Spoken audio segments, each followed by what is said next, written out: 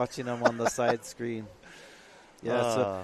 Going back to our conversation about kind of surfing and different type of athletic sports, talking about Jonah Kuhio and how he was an athlete, and also John Henry Wise and martial arts and so forth.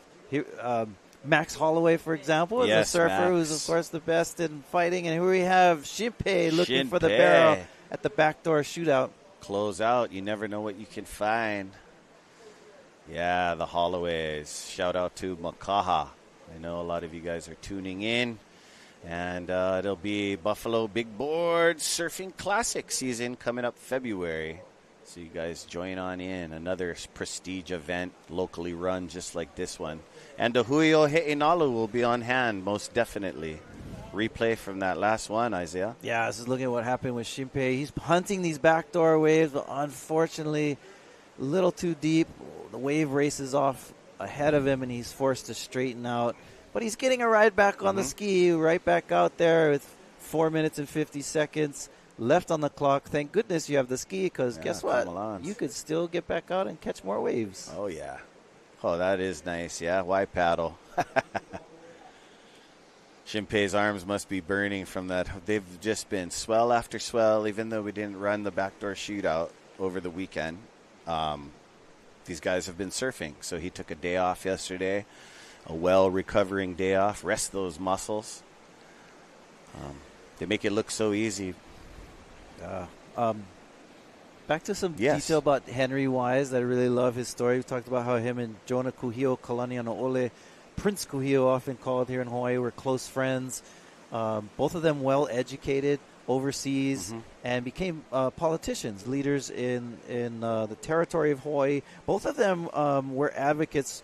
Actually, I should say that John Henry Wise was a supporter and an advocate of Prince Kuhio's Hawaiian Homes Commission Act bill that was finally passed in 1920, which essentially gave homestead lands to Native Hawaiians who were struggling to stay on the land. That's huge. But, Henry Wise, awesome player in our history. And here we go. Pulling in finally into this backdoor. Let's see if he comes out. Shimpei, yes, with so much character, enthusiasm, and look at all these ruts. Yeah, moguls, no problem. Eat them up. Shimpei Horiguchi. Oh, it's great. I'm happy for him. Nice. He's been hunting those backdoor waves all morning. Looking at the clock like, he was just on the ski 30 seconds ago. Here we go. Replay. Pulls in deep. Comes out. Beautiful. Nice no-claim. There's those ruts you were talking about, a little bit of backwash. But Shimpei, Hawaiian moguls, showing us how to do it.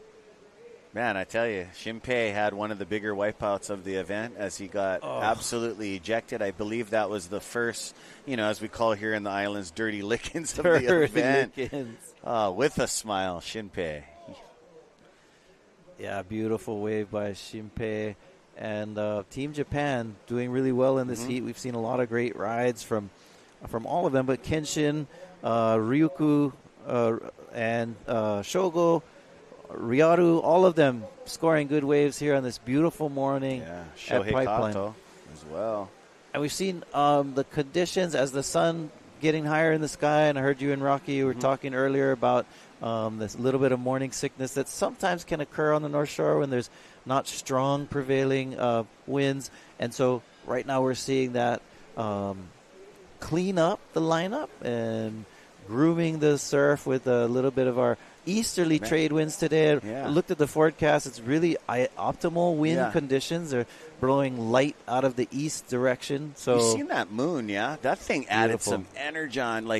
As you guys talk about morning sickness, Pipeline and Backdoor in the dark was absolutely firing. And then I just seen our neighbor lean over, another amazing surfer from the Proving Grounds and one of my good buddies, Ty Van Dyke.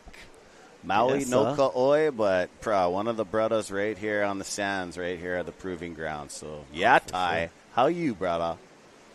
Awesome. The full moon. It's cool is in Hawaii, we have days of the week in our calendar, and Hawaiians had days, every day had a name for the month. So you go through what's called the, Hawaiian moon calendars we have, and each day, the phase of the moon has a name, and it would be associated with that day.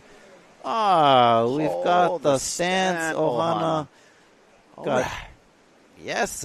Front row seats. We're David's getting our beach kids, back, gang. some of them. Kavika Jr. holding baby, the grandkids. Naj Ohana and all the crew down there. Oh, nice. All right. Oh, an original family legacy. I think that was Mine, daughter of David Stant down there. So he has was it three boys and one daughter, and Mine, I think, tougher than all the boys. For real. Yeah. All right. I was talking to her the other day. She's a police officer from Hawaii HPD, and she was telling me she likes to be in the action. She doesn't like being on the slow watches, and because she's right out there in the mix. And gotcha. Pretty tough one. Oh, I love it. Manawahine. Final right before the horn. Shogo, young man, and just getting hit in the back of the head by the lip, but on his way. Ooh, gang, that ends Team Japan. Excellent performance after the horn, but still going to drive through. That is Kenshin Matsunaga. So, hey, Isaiah Walker with Ezra Rodriguez. We're going to throw it to break. Stay tuned, gang. Aloha. Aloha.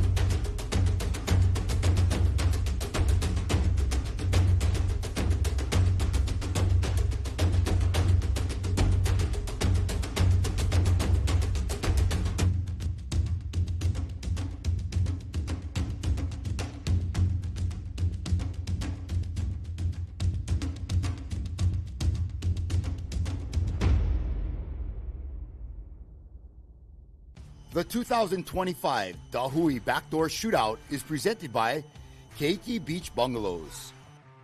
Special mahalos to the members of the Hui o He'enalu and these great sponsors: North Shore Club, White Claw, Hawaii Volcanic Water, Haleiwa Distillery, Saltwater Society, Na Menehuni Umi Kumaono, and Excel Haleiwa.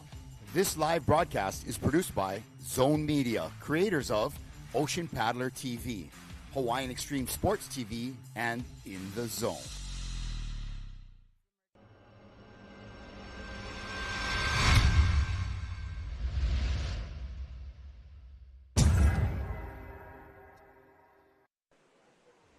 Aloha ohana and welcome back. It's 10:04 and welcome back as we shoot out into 2025 at the Hui BackDoor Shootout. day number 4, the last and final day. We are into round 5 at North Shore Surf Shop, and look at this beautiful drone footage here as we got Ayala Stewart, Maikai McNamara, Landon McNamara, Steve Roberson, and Legend Chandler. What's up, Chandler Ohana over there? Couple houses down. Love and aloha to you guys, as these guys are about to do some amazing pipe and backdoor surfing. And these guys are on a tear. One of the teams that packs some serious barrels. And North Shore Surf Shop, you could be finding them in Haleiwa. You also have the Eddie Aikau Invitational winner, the McNamara legacy. That is Landon McNamara. But up and riding in the barrel, I believe that was Stevie Roberson from the Proving Grounds here at Volcom. My name is Ezra Rodriguez, and with me in the booth is Rocky Cannon. Aloha, my brother. Yeah, bro. Yes. It is final day, the Hui BackDoor Shootout, and I like this mix of experience and youth in this heat. You got good balance. Eddie Champ, Landon McNamara, his older brother Mackay. Yeah, no joke Charger. McNamara, and Ayala's been around a while now. Yeah. And then young boys, Stevie and Legend. Legend. Here we go, Legend. Oh, look at this water Up shot. and riding, textbook, into the pipe cone. Ooh, it's starting to get kind of crispy right now. Oh, right? Got that look. Oh, man. Lovely. There's Stevie digging some water, getting back out to the lineup. So we're going to check out this replay of Legend from the beach view. Nice focused late drop. Got a little bit foamy on the end there. Oof. And, pretty textbook. But Pipeline starting to look like it's changing, coming into its more usual form. Yeah, good way to start a heat for Legend, too. He got a late start last we ran on Aloha Friday. This kid's packing a punch, man. Yeah, had a good showing at the Vans Pipe Masters. Won a couple of bags of cash. And the Van Doren Ohana doing great work always at that historic and very brown bags of cash. Event. Yeah, and so Legend had a couple. He rolls deep, man. He's got a good family support. Big time. And a wide range of friends, and they're cheering him on, and it was fun to watch. And he's now continuing that flow here into the backdoor shootout. They're the new coming out of that yard, and here we go as this team, North Shore Surf Shop, they see what's happening. There's Landon McNamara, deepest of the pack, Mackay right next to him, and we got Ayala Stewart up and riding, dropping down vertical, nice pump under the hood, gets spat out, ollies over safety green, throws down a little Larry Lay for some extra points, and Rocky. Yeah. Oh, the boy, he's unreal. Yeah. Love watching Ayala Stewart. Now it's got, some Groms and his family man. Yeah. And, watch these guys on the Grow replay up. here. Watch them from when they were young, and then they have families, and the cycle and circle continues. A beautiful thing. Big time. Back to live. There's our safety green and safety blue jerseys in the lineup. That is our photographer bowl, the best of the best. And thank you guys for capturing all the magic. That's Landon and his brother sitting deep. And yeah, guys. We got folks tuning in from around the world. We got the crew from Jacksonville Beach tuning in. Brother Kai, so great to see the waves finally start to turn on a little bit and get us down to our final day. We can see who's going to be the 2025 champ. Billy Kemper, our defending champ. Team Volcom, the defending team champs. And Mahina is standing by with a member from Team Japan. Take it away, Mahina. Mahina down here at the beach with Kenshin Matsunaga from Team Japan. Kenshin, 最後のヒート1本乗れてすっごい嬉しかったですか？はい、嬉しかったです。まあ、お兄ちゃん大輝松永と里奈ちゃんとどういう関係ありますか？まあ、なんだっけ、そのインフルエンスか、そういう、なんだっけ、試合か、そういう感じ。兄からは結構やっぱり兄がパイプでビッグウェーブやってたんで自分もやり始めてすごい尊敬っていうか影響をもらってて、姉もいつも支えてくれてるんで、はい、一緒にトレーニングしたり最高です。バックドアシュートアウト出れることってどういう意味ですか？は本当に、伝統っていうか昔からあるハワイのそのエリア大会みたいな大会なんで光栄です。はい。まあ次ももっといい波乗れて、頑張ってください。あと、パイプかバックドアどっちの方がいいですか？自分はパイプです。So back to you guys in the booth. He does say that he rather chooses pipe over backdoor, and so I wish you all the best. もう次のヒートも頑張ってください。And back to you guys in the booth. All right, thank you. Mahalo mahina. Domo arigato gozaimashita. Mahalo for that dual language interview. That is very talented and cool that Mahina also can Olelo Japanese. And we got some pipe backdoor whistles, I heard. Yeah, and, there's a wave coming through. Yeah. This is North Shore Surf Shop Ohana. So, you know, Papa Uncle Liam is definitely putting some pieces in place right now from the shore. Dad, man. And Grandpa too nowadays. Yeah. So here we like go. We said, the circle of life, legend Chandler. Oh, what a great ride, legend. Oh, that was beautiful. 2 in a row, back flip. He liked it. You know, Mananalo too, his brother. Amazing, like his older brother, but also runner-up in the longboard specialty event. Yeah, he was last year's champ, so the Chandlers making their presence felt here at the Hui BackDoor Shootout, and legend. Grabbing the rail, pulling in, super stylish, really a beautiful technique to kind of navigate high and low like that was really, really skillful. Love it. This is looking quite mature for a young lad. Oh, big time. And that guy, Ayala Stewart, out the back, as we're talking about daddyhood, guess what? His longboard brother just had a baby girl. So congratulations, right on, Connie Ayala Stewart and the Stewart Ohana. Yep, that is something we talked about earlier. I guess Isaiah Walker has his youngest birthday today. So, nice. Yeah. Good stuff. So his youngest, Makamai, is a birthday today. So how exciting. What a beautiful parenthood, day. You know, talk about a game changer, life changer. Just, I know it gets cliche-ish, but it is so true. Yeah. I'm a 3-girl daddy. What's up, girls? Oh, you bugger you. That would have been me if I would have kept going, but stopped at 2. Oh, boy. Stopped at 2, and I'm still way outnumbered. You're outnumbered in the household. Yeah. And the other day we went. Some replays. So, you know, have the weekend off. It's cool, you know, go hang with the family. We went to the Kapolei roller rink.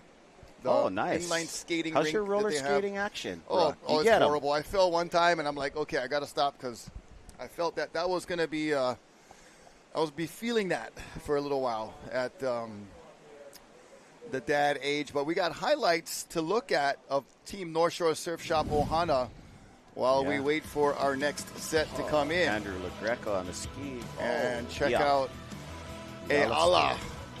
Nice level change right there, going from up high back to down low. Nice Not read. Easy to do. Not easy. There's legend. And legend. So we were checking out some highlights while highlights were being made live. We'll get you back to those. The great thing is that Zone Media has got us covered with every wave ridden. So don't worry, folks. We're not missing anything. Makai McNamara not missing the barrel here. Just nailing it squarely in the right place to be. In the tube. Oh, nice redirect up the mid-bowl. And Landon had a nice read on this one with the little fade. Bottom turn. Patiently waiting for that one to throw right over. And comes out stylish. Beautiful style. No and joke. while we were watching those highlights, as we watched this live action, right here, this is Landon. Yeah. So straight from a highlight into another wave and went through the group of photographers. Ooh, McNamara legacy. That is definitely a risky job that we Surfing appreciate like his dad. from our photographers. Legend Chandler. Oh, on a Tucking it medium in. one. Oh, no problem. He's looking for some entertainment on the end. You know when you're young like that, this guy is like full of energy, full tank of gas, and super talented beyond his years. So, Yep. A lot of adrenaline coming after the exit from a barrel like that. I did see him over at the Pipe Masters come out of a tube while you were commentating him. Massive air at the end bowl. The still shot that went viral was just insane.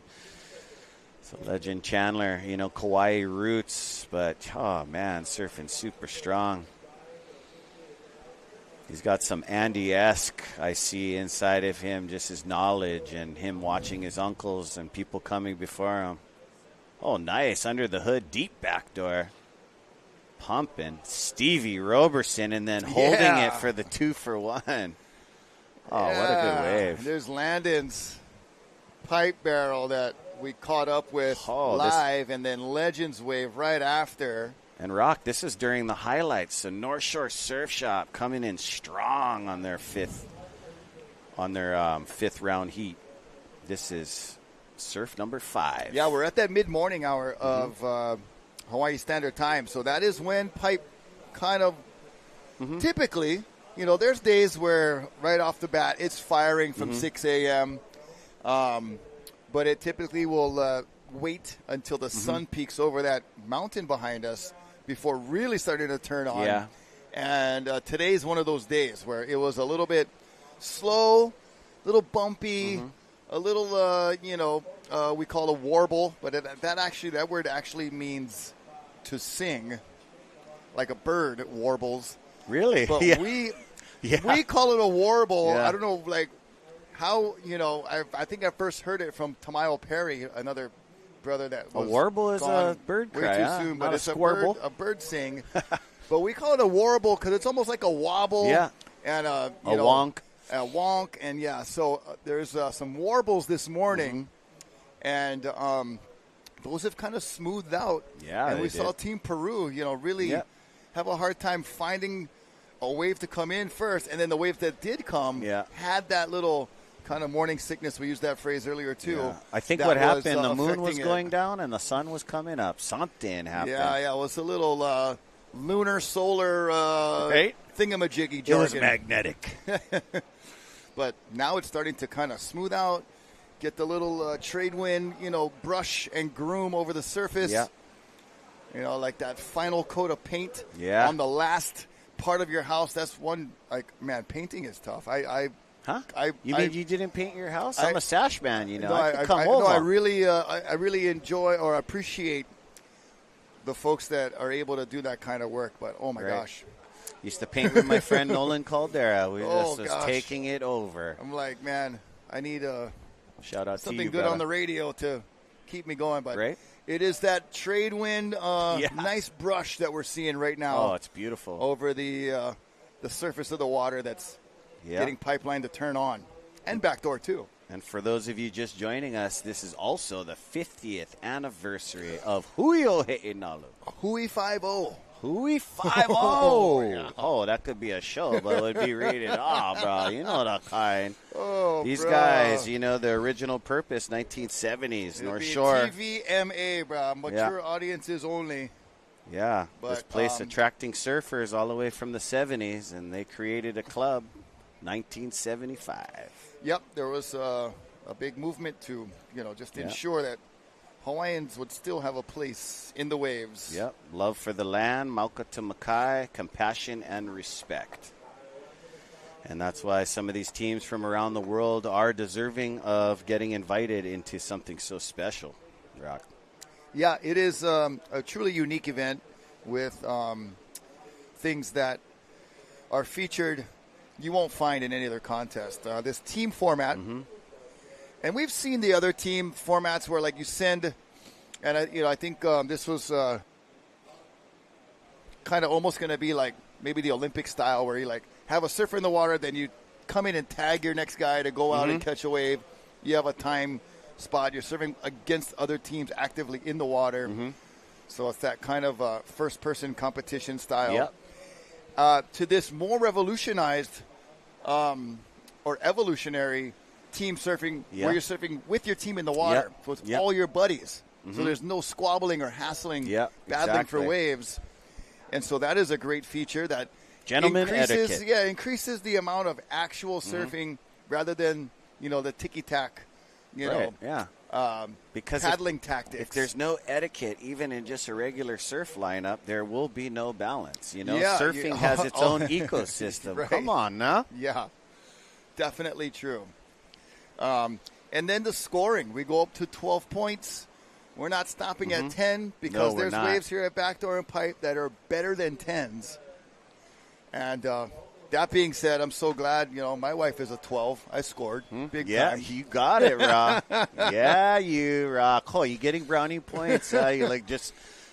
Just a sprinkle on top, throw it in there. Sunset Point in the background, Rocky Point just off to the right-hand side of the screen. Part of the 7-mile miracle that is just look at those shades truly of blue. A special place. Different shades of blue, like you said, Ezra, like beautiful. The deeper, shallower water. Obviously the white that we love to see. That means there's swell. Yes. I know it hurts, as a surfer when you don't see white water. I mean, we love where we're thalassophile connected to the ocean, but white water helps. Yeah. White water helps. And then it releases all that salt sea ions mist and salt air, the ions, and so healthy to breathe in. Oh, big time. It is we'll healing. See what's happening. Paddling for a wave. The whistles are, being sounded here. Very typical for waves approaching. But sometimes you can get a little bit of eager beaver and see something or jump the gun have real something, easy. That's like, this might be approaching. Just get ready in case, but not always coming to fruition as there's so much movement outside the pipe lineup. There is. You see a wave stack up, and then it's a mirage, and then it just disappears, or it moves over to off the wall, or tracks more towards Ehukai. So really tricky to pick that right wave. Yeah, you but can't once just you do, sit though, there. man, it is like a dream come true. Everything lines up perfectly.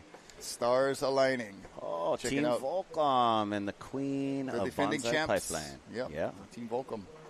Yeah, they did Mike win last Hyberdine, year. Moana Jones Wong, the Mojo Whoa. Yeah, she got Mojo. And then my kind of guy, Mike Hyberdine. He had some amazing bombs on Sunday and He did. Aloha Friday. So he's Charging. He's up in that top 10 discussion. He's of kind mutant waves. Growing out of his Grom status. Yeah, he is. Coming into his own. And always very polite, very nice, good family upbringing. And well-raised, Burdines. Very talented surfer. Yeah. And high performance into the lip kind of surfer. No stranger to regular competition and doing that top 2 advances grind. And, when he was younger, he was, on the smaller side for his age. He was sprouted now, but gosh, he was what we called it back then when we were judging young kids. And it was shout out to Jerry Kaufman and Jerry's Pizza and brother Jerry. Shiloh and the gang as there's the judges there. We would call it busy. Man turns. Man turns? Little Groms doing man turns, grown-up turns, and that's what Mike Kai was doing since a very young age. And shout out to our judges, Barton Lynch, Miles Padaka, Flynn Novak, and Kaimana Henry. Yes. A former champ of this event. And you got is Barton up there Lynch too. up there, too. Yeah. And Barton's up there, and Love Hodell's been up there. It's been a mixed panel with those guys. That's awesome. Getting the scoring in, doing a good job. Very, very tough job watching and you guys, all these barrels. North Shore Board Riders taking the win this year, too. A lot of killer stuff up here on the North Shore. Yeah. And, man, how would that be? I mean, we're talking about 11s and 12s. I mean, this heat's looking really good. It's starting to get crispy. There's a lot of heavy hitters. You never know what can happen. As you see those Pacific ribs out the back, we like to call them, that signifies waves coming to the pipeline backdoor reef, Rock. Yep, or an old school of textile material, corduroy. McNamara making the move. Yeah, corduroys. And corduroys are coming back, man. Oh, yeah. The cords. Yeah, they never left, but the Cavaricis left. The Cavaricis left with the belt. Yeah. We could bring that back. So did the stonewash or acid wash jeans or whatever. Yeah. Classic. Oh, man, so fun watching the footage and pictures from the 80s and 90s. And big time. The styles and fashions. But all those styles come back, And, the crazy thing that's coming back is a big Oakley sunglass kind of style. The blades. For real, the blades. I know. Those have been really popular. I know. They're like it's crazy like that retro HBO series, comeback. 40 yards and down. That guy just wears those glasses all day long. Here we go. We've got some waves approaching. We'll see if anybody is going to be lured into one of these. Yeah, 5 minutes mark right there as we hear our beach announcer, Iolani Adams. Yep, coming over from the west side to help us out on the North Shore, and the Hui member, and also... Yeah, awesome, brother. You can find him down good work done. Mahalo, bro. Kiwalos, too, taking care of the youth program, doing amazing things for so awesome. Kids, instilling our roots and culture. Something that the Hui is all about, and we'll be seeing some of the members later on today, I believe. So you guys stay tuned for that. As North Shore had an influx of craziness in the 1970s, but if with etiquette and respect, there is a balance. But, bro, you cannot just come over here and break things like it's Disneyland, bro. It's not easy. Hard for fix. I'm in the state. State can be behind on fixing stuff. But here we go. They're going to paddle in as they got pulled a little bit too far out. And super stoked. Rocky Team on North the Shore live. Surf Shop. And Brother Ezra right here. Rocky Cannon bringing you live action at the Hui BackDoor Shootout. We're watching the Team North Shore Surf Shop Ohana. These guys... they got a pretty powerhouse team with Ayala, Mackay, Landon, and then the Young Bucks, Steve Roberson and Legend Chandler. And we're going to watch as Eddie Winner. Landon decided to bail out last moment. Hopefully he's okay. Got stuck in the lip. The beach crowd is kind of holding their breath right now, along with Landon, who's now back at the surface. And the drone shot getting a good look. The head on top, hand on the head means I'm okay. Nolan Keolana with the pickup right as the wave is coming. Oh, no joke. And they might have lost him just a Landon quick one. just lost his grip a little bit. That was tight quarters, man. That is Hawaiian Water Patrol. Watch how quick he gets having out there. to deal with Boom. The imminent white water of the next wave, trying to navigate the wave before. Kyle Pa'o with the pickup right there. So Kyle comes in to back up Nolan. And good teamwork, Hawaiian Water Patrol. So swift round of and applause. fast. We should give them a nice clap there, bro. Good job, boys. And the whistles, you can hear Liam McNamara. I was looking for him on the coconut tree, but he's somewhere. Dads, Surf Legacy dads like that. This guy was out here from the 80s. Heavy. Heavy days, pipeline backdoor. And yes, this is North Shore Surf Shop, guys. Your one-stop shop for everything you want to see. These guys riding on the North Shore, what they're wearing. Iala Stewart. This guy is no barrel dodger, but that wave didn't give him what he was looking for. So he's going to straighten out, reset. Stevie Roberson. Yeah, Stevie. Nice. Part Got of the some really grounds. nice messages from some of the Roberson folks. Nice. Tuning in. And Kaleo grew up in this house. Yeah. In the days of the wild Volcom days, Bruce Irons and them. Got Ty Van Dyke right next door, watching on TV and looking out his balcony. Perfect. And check it out, Stevie, grabbing rail, looking pretty solid in that grab rail stance right there. A lot of people don't know, but Stevie's uncle, Justin Roberson, rest in love, is a guy, a true pioneer of the backside air. These guys started doing airs the same time San Clemente was boosting. Yeah. All the brotherhood, no cell phone, coconut wireless. I don't even know how we traveled and got together. You know what I mean? You're forged by the ocean to meet up underneath the palm tree, no phone. You know the kind. Yep, just under a minute remaining. But, yeah, I mean, they definitely had the helpful breezes to get under the board on some of those waves. Oh, and big time. Classic HGA logo surfing from the Maui boys, always. So the time is counting down, and we're just straight back-to-back. We're going to go right into Team Volcom with Balaram Stack, Moana Jones, Makana, and Jake Maki. Ooh. Couple swells is just dragging over the reef, the wrong degree of angle. So countdown. Yeah, so Team North Shore Surf Shop Ohana gets some decent rides to add to their score line, but nothing that was totally mind-blowing, but solid surfing. And we're going to be right back with more action from the Hui BackDoor Shootout. It'll be heat number 6, Team Volcom, defending champs, coming up next. Stay tuned. Nice.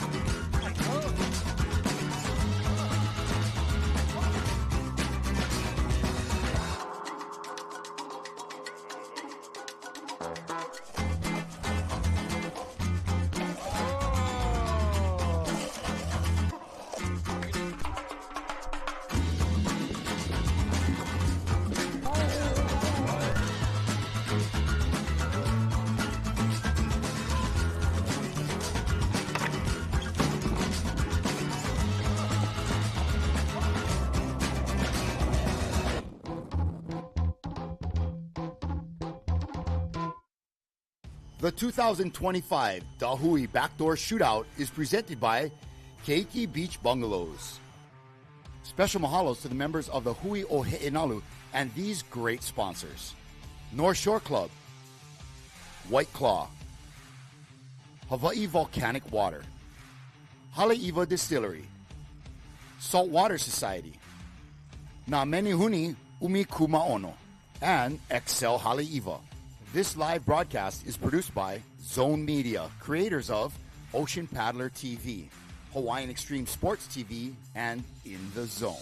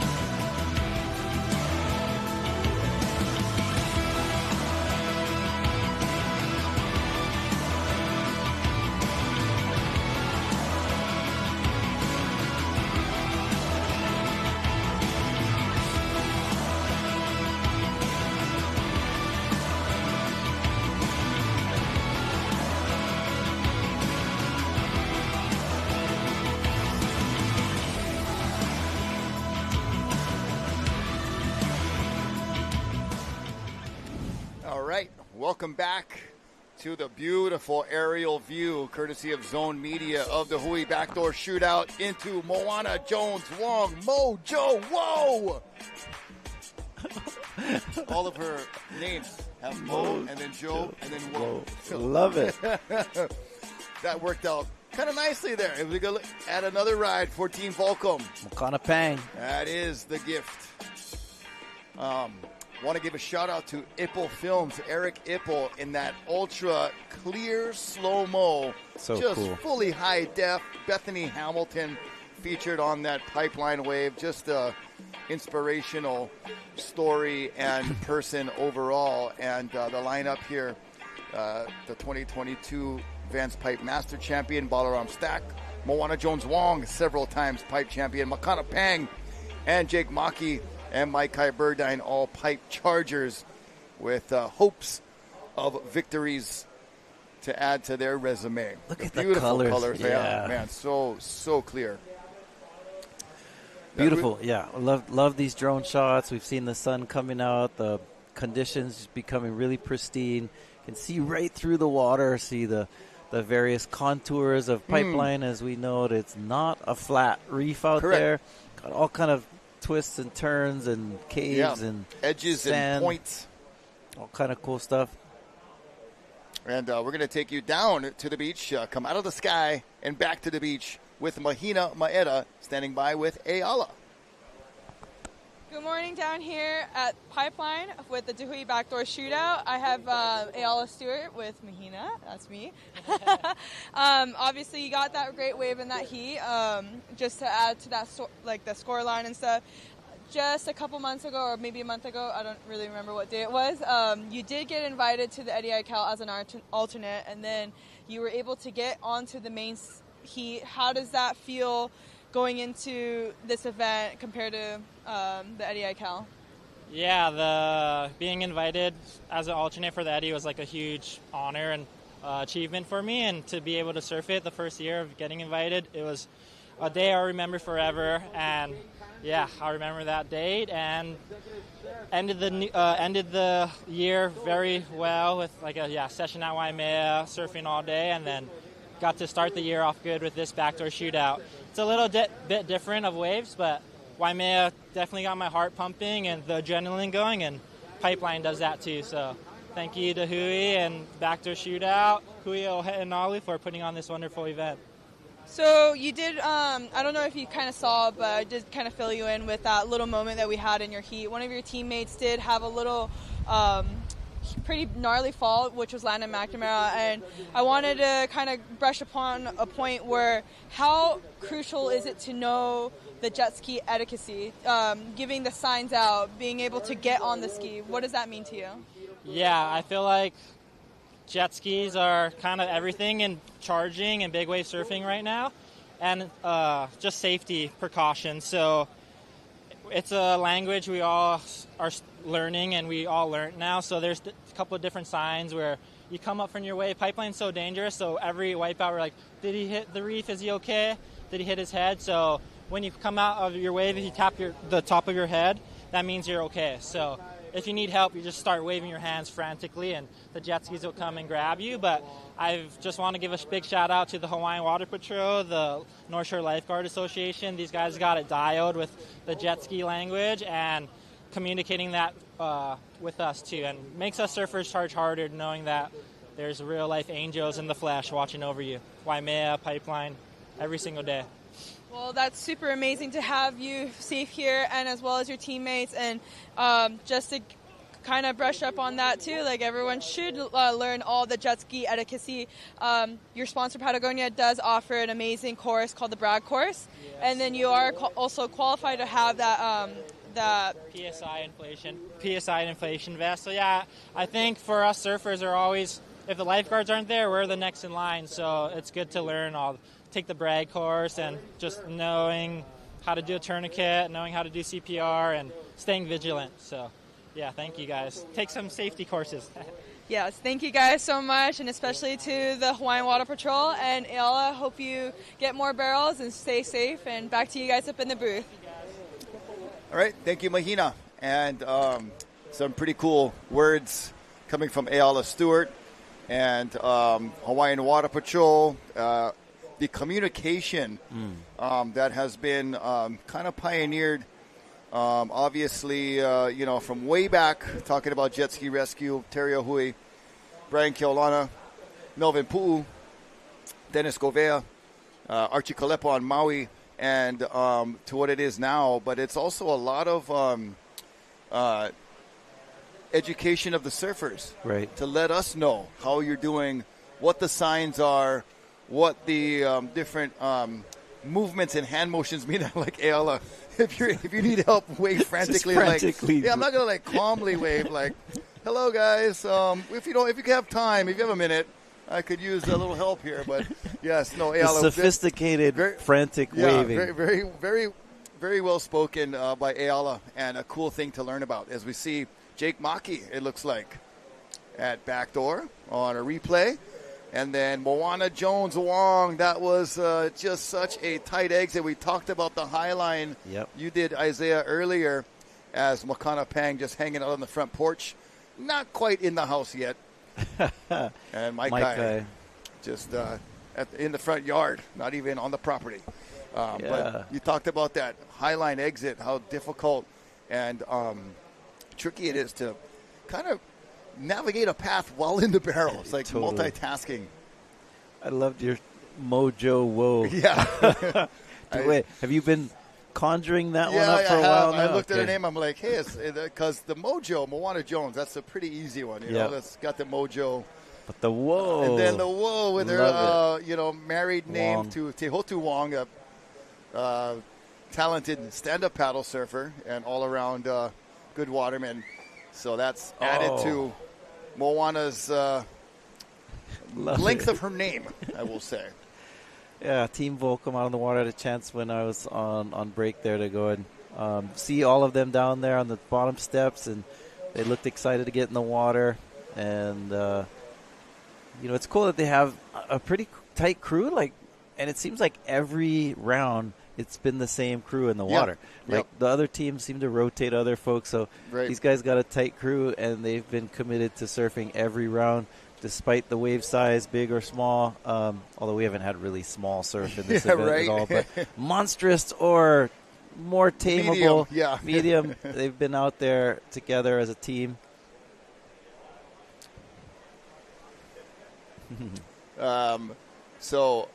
We figured out a way here at Zone Media and our production to get waves to come through live.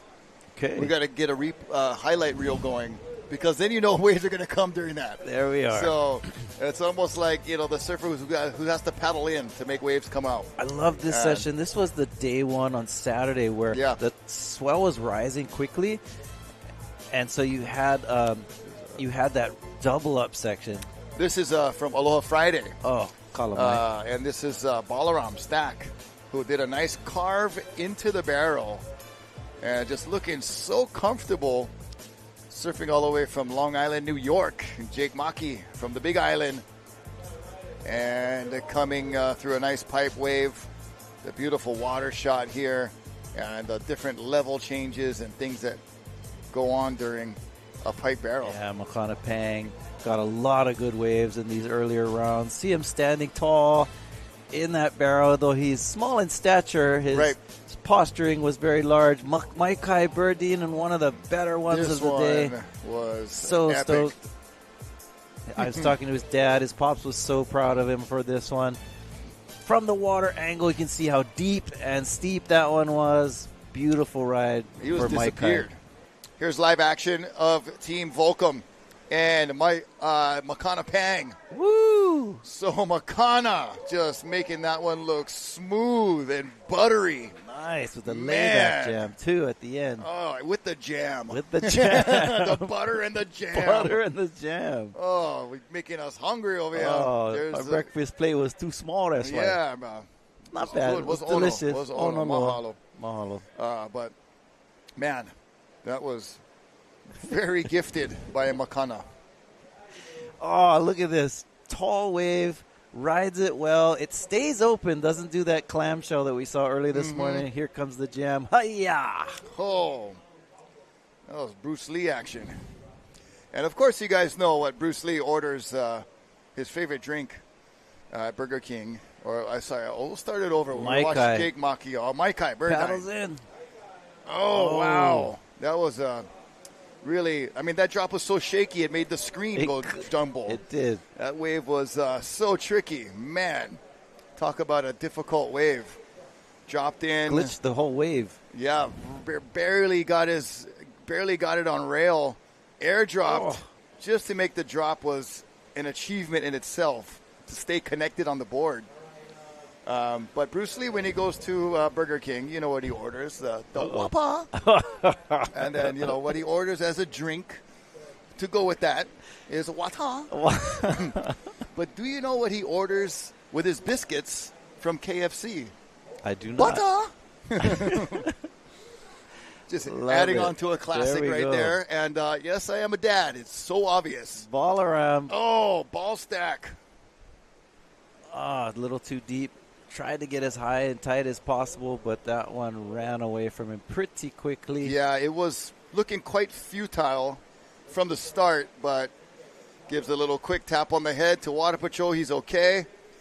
And when you start learning that, you see the different little movements and nuances and things. You kind of learn of how engaged the communication is between surfer and Water Patrol. Now, I noticed something, Rocky. We'll see if Makana gets this one. Backdoors it from the drone angle. Oh, my gosh. That was so deep. That was steep, deep, and underneath, and just crazy inverted. Unfortunately, wasn't able to come out of that one, but and he's okay. Deep one. I was going to say, I don't know if it's because when I sit next to you, you put on your thinking cap, but your words get more sophisticated when you're talking story with me. Negotiate, navigate. Whoa! My education, that's why. Keep it up. Love it. Yeah. So you got a binder here with some notes in it. Yeah. Putting down your favorite words. I love it. Crossword puzzles with phrases in the margins. Mojo, whoa. 14 minutes. A little over halfway through this heat, and they're getting some good quality waves, but that one, Mocky. He was looking, it was almost like a wide receiver trying to take his next step, going for the touchdown without catching the ball first. Yes. And it looked like it was going to be a really easy kind of just textbook drop that was going to require, some skill, but there's so many waves here at Pipe, especially when you surf it a lot like these guys do. Yep. There's waves, this is going to be a sick one. I got it. And he's right back out trying to reboot on a hole. Yeah, you forget to do that initial task. Kind of slips your mind a little bit. You're looking so down the line at the barrel or the potential. Right. And then right under your feet, that little glitch right there is what caught Jake off guard for a moment. Correct. Like the football reference earlier with Ezra, I was talking a story about a Hawaiian football player named John or Ioane Henry Wise. And I was trying to talk a lot. I really want to highlight this individual in Hawaiian history because he was so pivotal to our history, and yet very few people know much about him. But football player. But take a look at this one. Looks like Mojo paddling for this one. Gets under the ledge, stalling, slowing down. Fortunately, the wave doesn't speed up enough. Nice drop. Everything was done correctly. The wave just didn't produce. I think, when she was paddling for it, looking down the line, hoping for its potential, and it was a beautiful-looking wave, but just did not have that classic bend and pipe cylinder barrel to offer. So you'll see, eyeing it up, and from the drop, you're like, this has potential to be really good. And then she had to, she's also not, like, big in stature. And also was her hand was, like, shaking so hard. She was trying to stall so much. It was like, trying to put the e-brake on going down a vertical hill. Yeah.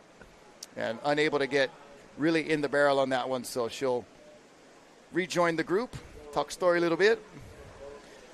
Yeah, so John Henry Wise, just real quick, from 1890 to 1893, he went to college. So he was from Big Island. Wow. And then went to college. It was called Oberlin College, which is still around today in Ohio. Okay. And football was a new thing in the college that time. And their first year, their team was terrible. Second year, they hired a new coach by the name of John Heisman. Okay. Who we've made familiar with the trophy, the Heisman Award trophy. Okay. But this guy was like one of the best coaches, and coached this young Hawaiian to become the superstar of that team, where they ended up winning championships. Wow. With Ioane Henry Wise from Big Island. Okay. And but in 1893, the overthrow of the Hawaiian Kingdom took place, and he went back home after school was done, and started a career in politics and also in protest.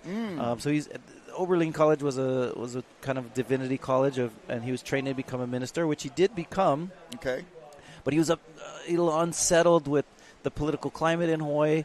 And in Hawaii, people refer to this overthrow or this coup that took place in 1893 as illegal. Take a look at this camera angle of our next team going out in the water. That'll be team 96712. But anyway, he's a cool figure, John Henry Wise, because he was instrumental in trying to restore the Queen back to power after she was overthrown in that coup that took place in 1893. In fact, one of his best friends, we know because we talk quite a bit about it even in surfing world, is Prince Jonah Kuhio Kalanianaole. And Prince Kuhio and him, while hunting on Molokai on a trip, they strategized a way to restore the Queen back to power through force. Okay. The Hawaiians were trying to be very peaceful in their approach, and they were. In fact, the Queen of Hawaii, people, they erroneously misread her. She surrenders her authority after she is overthrown, but not to the provisional government of Hawaii that had overthrown her. She temporarily surrenders her executive authority or her authority to, here we go, surrendering to this pipeline wave. Oh! Yes, sir. Too easy, bruh. Love the classy bow. Oh, man. Makana Pang delivers a bang. Maikai Burdine up and riding now. Oh. My kind of guy, Maikai Burdine. Five friends at Pipe exchanging barrels. I was talking to Ezra earlier. Do you remember in Surfer Magazine, they used to have this one-page section every month. It was called The Human Touch. It was basically just an interview bio of, what's your favorite food, what's your favorite I do remember this, yeah. And they always had like your dream session or what would be your, 6 to 8, light offshore, just my friends. I bet, and this was in the 80s and 90s, so before this event was brought into the fray. And look at, it is Balaram. All right. Stack in a barrel. Yep. And I bet you a lot of those surfers never thought there would be an event like this where you could fulfill that dream session. 5 friends, 6 to 8, slide offshore, and getting barreled every wave. So just a dreamy session for Team Volcom right now, pouring on the points. Classy barrel. Yeah, Makana Pang. Maikai Burdine gets another one. Balaram Stack, he's been in there many times. Former Pipe Master champion and all-around team player for Volcom. Yeah, super and such a great run of barrels right there. And we'll see if Moana Jones can get into the mix. Moana Jones-Wong. Jake Maki out there for Team Volcom as well. Awesome. But this... that is so interesting about this this person that became noted. I would say surfing is officially Hawaii's pastime, but we've got the mad craze of football fans in Hawaii, and we're starting to make more of a Polynesian presence into the pro ranks. Oh yeah, very profound. So it's really interesting that it goes back as far as that to the 1890s. Yeah, actually, right here we're in Red Raider Nation territory. We call it. Which is Red Raiders for life. Kahuku football is a mainstay, multiple state champs. Here's a Kahuku alumni right here. Yeah, not a football player, but a surfer with his Jake red shorts. Maki. Although what I do love about Jake, he's a surfer, but all his friends are like football guys from Kahuku, and it's kind of cool to see him interact with those guys. And a lot of successful football players gone out of that program into the pro ranks. And so pretty cool programs. Here's the Red Raider for life pulling into this barrel. Probably not as deep and long as he wanted, but nonetheless. Yep, a nice pose, a nice picture. All around good feelings. Looks like ball stack going backdoor. Yee-hoo. Backdoor Balaram getting the pump. Oh, man. Too deep. 6 minutes remaining. Here's Makanapang. Love that stall with the pump. Oh, He's no coming way. out of that one. Hey. Yeah, he's got some praying creative. mantis, He's got the creative pose. claims today. So it was like Mr. Burns on The Simpsons. The pickup of Balaram, Hawaiian Water Patrol doing good work. And watch the pump through the barrel, abracadabra. Now you see me, now you don't.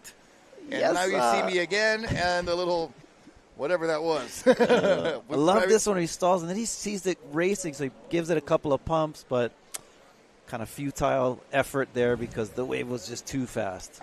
Grab the rail to get it going, and then let go so we could get proper pumping. Right. And then re-grabbed all around. Stellar effort from Balaram, but not going to show much on the scoreboard. He's back out, courtesy of Hawaiian Water Patrol. And we talked about, the expedited service from backdoor, courtesy of Hawaiian Water Patrol. And with 4 minutes remaining, Balaram would have just been getting back to the lineup, maybe with a minute left or something, having to go all the way around the pipeline side. But with Hawaiian Water Patrol, he's back out in 30 seconds. Still can catch probably one or two more waves. Yeah, totally. So speaking of sports in Hawaii at the turn of the 20th century, we talked a lot about Duka Hanamoku. Duka Hanamoku was, of course, a swimmer, won multiple gold medals in the 100-meter freestyle and others. He was also, of course, the kupuna, or they often call him the father of modern-day surfing because he took surfing around the world and displayed to everyone what an amazing thing that we have here in Hawaii called he'enalu, or surfing. Yeah.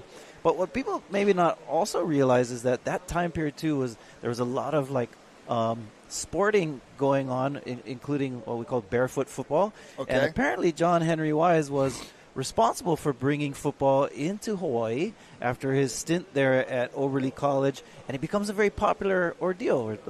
But Duke Hanamoku played as well. He played soccer even, was pretty good at it.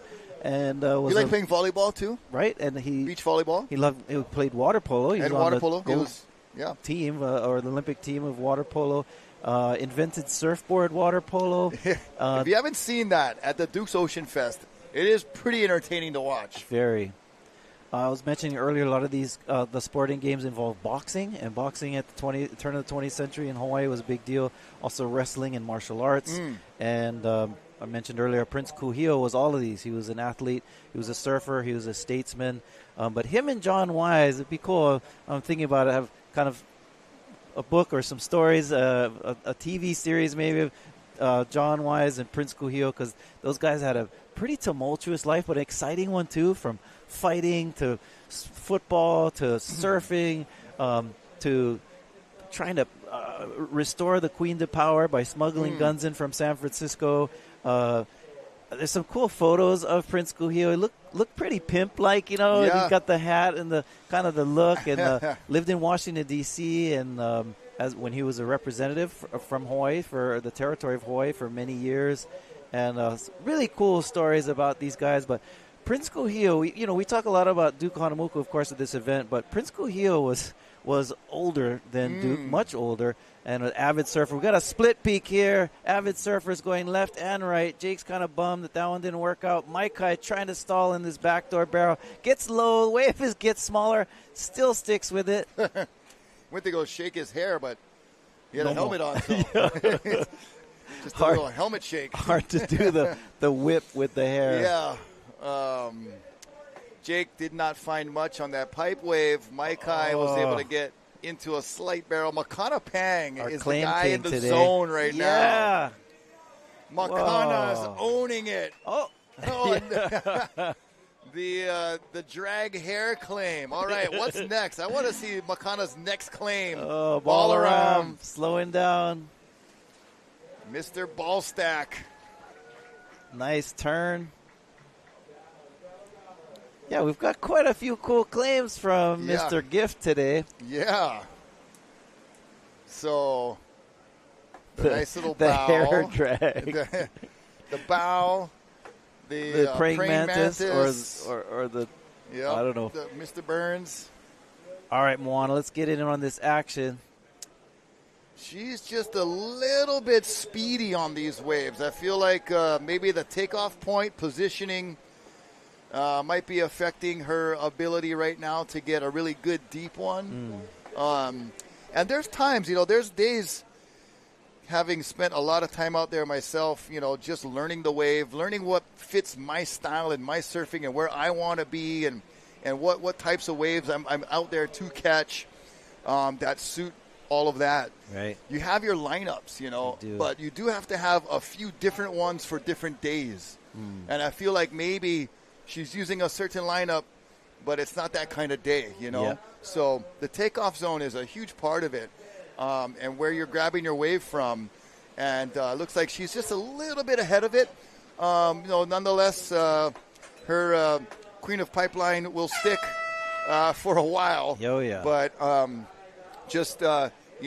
not the usual deep caverns that we see Moana traversing through. On the other hand, Makana, his lineup today is he has the wave in the magnet. zone, thanks to Zone Media. And we're going to be right back with more Backdoor Shootout right after this. Stay tuned. Stay with us.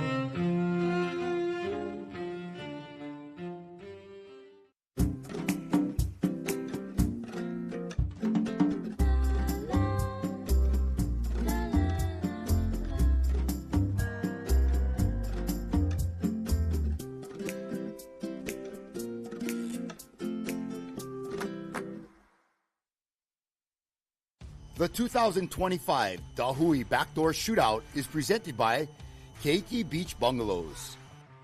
Special mahalos to the members of the Hui Oheinalu and these great sponsors: North Shore Club, White Claw, Hawaii Volcanic Water, Haleiwa Distillery, Saltwater Society, Na Menihuni Umi Kumaono, and Excel Haleiwa.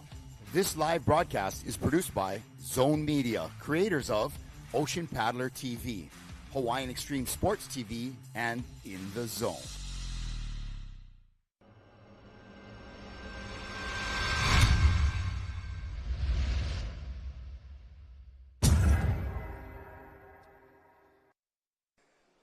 All right, a beautiful aerial shot bringing us back to the Hui Backdoor Shootout from the back door right there, close to Kamehameha Highway and Kenui Road. Right over the houses, there is Team 96712, the zip code of this beautiful coastline. Koa Rothman, Makua Rothman, Ivan Florence, Nathan Florence, and Jose Angel Morales. Oh, yeah. Rocky Cannon, Ezra Rodriguez bringing you this heat. And the barrels are starting to turn on a little bit. Makana Pang was in the zone. The last heat was looking like Baron Mamiya the other day, who got loved it. Couple barrels on the left, couple on the right. I mean, more than a couple. And Makana just really turned it on right now with about 5 pretty good waves that look like a lot of fun. Oh, big time. Yeah, I just watched that heat over there at the Chandler residence. Oh, man, it's the best of the best is in that yard right now. And, yes, the 96712, Cole Rothman packing some bombs. You will not see his brother, as the brother's busy in the music industry right now. But really stoked. I think we're going to see some highlights of these guys in round 3 and 4. Oh, but we got Makana Pang, an amazing performance. He'll be down on the beach with Mahina Maeda. Aloha, guys. Mahina down here with Makana Pang with Team Volcom. Obviously, one heat will change the script on everything, and you definitely caught all your waves in that heat. So tell me about that. Yeah, the first few heats we've had so far, I couldn't really put it together. It was kind of tricky conditions in a lot of our heats, and a little too big, a little too much wind. I was too deep on a lot of my waves, and then this heat, it seemed like it kind of turned on right when we got out there, and I just found my rhythm, and I managed to find a few nugs. So obviously, you're a pipeline surfer. You charge big waves. On the spare time, you're a disc jockey. If you guys don't know what a disc jockey is, it's a DJ. So Daniel from whoever is operating our drone, he's asking, where are you going to play tonight? Where? Is this finals day? It is finals day. Ooh. I'm going to have to get back to you on that one. Ask me after the next heat. And then the second question is, Mexican or Italian? Mexican all day. Burritos and tacos. He was actually hoping you to stumble on that question, but obviously you're going to go for Mexican. You're a disc jockey, and you're getting all your waves today, and I'm really, really stoked to get you kind of going and stuff. So if you have any other words? Nothing, but I'd like to take a shout-out to Volcom. Thank you for giving this opportunity to us and letting us surf with all our boys out here. And girls. Shout out Moana. Right on. Thank you, guys. Well, thank you, Makana Pang, and then back to you guys up in the booth. Mahalo, Mahina. And what a cool dynamic. Fun conversation right there. Yeah, DJ Makana Pang and DJ The Gift. I would like to know what his DJ name is. Yeah, DJ by night, but pipe specialist during the day. DJ MP and some classic claims in that heat, too, after kicking out. He had the little couple of fun poses that he was big time running through. Put in some work. And right here, Cole Rothman. Yes. This is living. That is barreled. Yes. Shout out to his Ohana on the balcony and in front of the TVs here on the shore. Dark Sport in the house supporting their young Cole Rothman. Yeah, he's been vlogging for a while, and getting barreled like that at Pipeline has produced tons of content. Yes. This is living is his production. Episode now he's got the going store down. up. We've seen the commercial for This is Living store, and great entrepreneurial instincts there from Koa Rothman. And we'll check out some 96712 highlights, because there have been some great rides. Ivan and Nathan, that was Koa and Nathan. This is Nathan. Yeah, grabbing the rail with the mouth mount GoPro, getting some epic POV footage. Wow. And some nice navigation there. And that's Rothman, double drag. But Koa Rothman, he's been in some barrels this backdoor shootout. He's got a perfect 12 in his resume from yes, before. He does. Ooh, what a licking right there. That was a crazy one. Ivan Florence has had some pretty good moments. He's been in a time. good rhythm. Yes, he has. Every day of the event, he's gotten at least one or two. Even on the unruly Sunday. Look at him, mid-deck. He managed to find waves like that. But we've had, this is mostly from rounds 3 and 4. You see right there on the upper left of your screen from Aloha Friday last week. But yeah, I would say Ivan locked and has loaded. to be somewhere near the leaderboard. Yeah. But we'll keep that under wraps until we have official numbers. But definitely just from, a fly on the wall perspective. Oh, man. The pipeline pirate. Start the IV flow for Ivan Flores. Big time. And those pipe waves are beautiful. He had some ruts. He had some contortion in him. He rode them perfect, and I really love his takeoff stance. Mid-deck, solid. He's got a beautiful glued stance. Yeah, the approach is great. The line, the rail, the lift off, and there they are. And surfing is such that sport where style does get judged, Yeah, it does. In golf, all you got to do is put the ball in the hole. They don't care what it looks like, You can have the ugliest swing ever, but if it gets there, that's the key. You make a layup or shoot a basketball in the hoop, it doesn't matter how it gets there. As long as it goes in, you swing a bat, it could be the ugliest swing ever, but the ball's in play. Yeah. Surfing, much different in the sense that, you got to get the board through the barrel, out the other side, but there's so much to be said for the subjective, kind of stylish approach to surfing that does catch the judge's eye. Yeah, style and comes gets a with better it. score sometimes. Yeah. And they're getting team format scored on how big and how deep of a barrel, quality of wave, getting scored from a 1 to a 10, but also room for 11 and a 12. But they're also, just connecting with pipeline and backdoor. Power surfing, the style, everything categorizes and implements into their score. The amazing judging panel knows how it feels to get spit out in all kinds of different conditions over here. So they know what these guys are going through, and these guys are innovating it into a whole new level. So. Yeah, we've got a world champion and pipe master champion. We got a Florence Lynch taking a dig. Up in the judges' tower, we got Miles Padaka, Triple Crown champion. That's Nathan. Yes. And Backdoor. Backdoor getting an come on, extra. Yeah. Okay, that was well ridden. Yeah, that little extra section on the end was like that little cherry on top. Yes, it was, and it was getting smaller, and it wanted to clamp them, so boom. So good job stalling, reading the wave really well, and then had to let go and pick up speed, pump, and then get really nice and solid for that little chandelier exit. But our judging panel, former champ of this event, Kaimana Henry, and all around very esteemed pipe surfer and big time accomplished Flynn Novak up there as well. So we've got a great panel. Love Hodell's been in the mix. And inventing his own maneuver, the Flintstone flip. Just pretty crazy, innovative talent of Flynn Novak. So great to have those guys up there assigning the numbers to these scores. Big time. Because, they've, like you said, Ezra, they've seen this place from every perspective. Yep. They're also picking apart the replays. There's a couple double screens up there, and Brother Iolani is giving it to you live on the beach microphone, somewhere that me and you usually are, but we got a good crew. I never had heard him doing announcing before. He's really good. And shout out to our Cliff Botello. He's on duty today. On duty, but love you, brother. On the ski, on the mic, talk about a man of many trades. Fire department.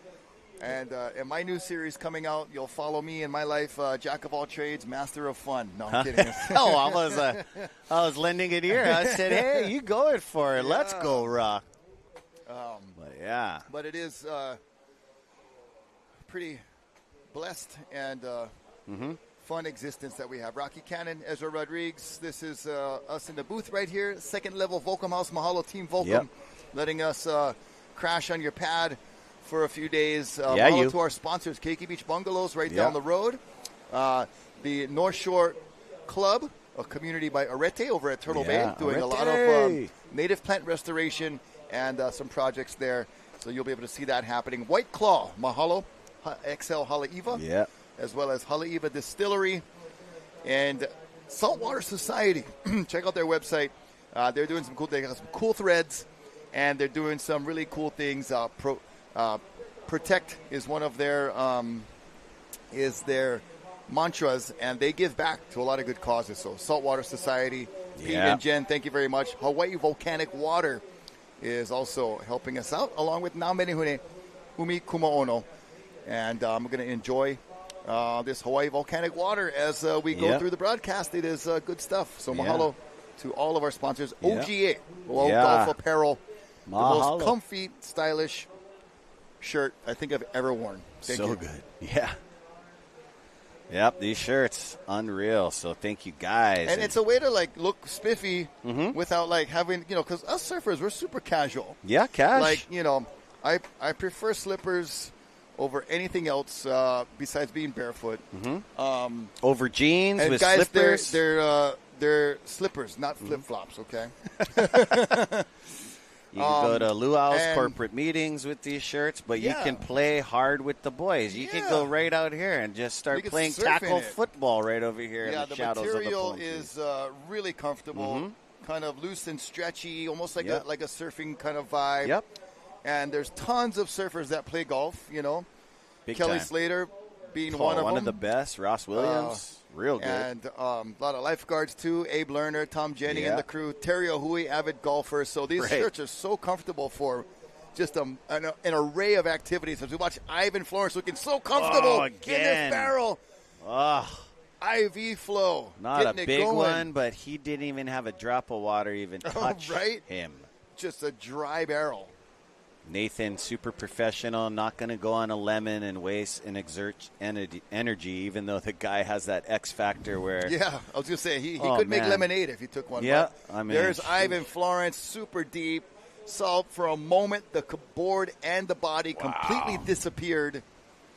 Now you see me, now you don't. Now you don't. Now you see me again. Rocky, boards, the Florence, they're riding Paizel, but how big of a board do you think Ivan's on? He's probably on a 6'8" or something. Kind of the same as Aloha Friday. Almost looks like the same board. Yeah, I mean, like we were talking about it earlier, Isaiah and I, these guys have shrunken their board size for pipe by leaps and bounds. It's hard to tell because he's so mid-deck here. You know what I mean? It looks real short, but there is length. I do see beautifully done. Bro, this guy's on fire, Rock. He called it this morning. Yep, and I like Makana's word earlier to him finding the rhythm. Yep, getting and a good rhythm. And Nate Florence. Oh, nasty that was Nate dog. Beautiful textbook. I mean, he would like to slow down more, but that was as good as a ride as you could get for where he took off. Right.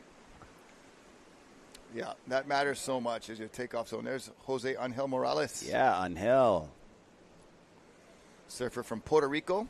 Has some storied lineage from his dad being a great surfer, shaper in Puerto Rico. And shout out Puerto Rico. Carrying the Ohana. Aloha, Puerto Rico. The Ohana Brothers flag of ours. for Puerto Rico here at the Hui BackDoor Shootout. Awesome. Oh, here they go. Lining up. Back out to the lineup. Looks like Koa Rothman's out there waiting. Like, oh, you guys are back so quick. Yeah, and it looks like they didn't have a fifth surfer. No. Like, man, I was ready to grab my board and wax up. Like, hey, I live in 9671 too, bro. Yeah. Oh, you want to see the cannon come out of some pipe bombs? Let's go. That is automatic. For Ivan Florence, just really beautifully tucked in there. Great technique. His brother Nathan showing that he's got the skills to get barreled as well. And Jose just out in front of it.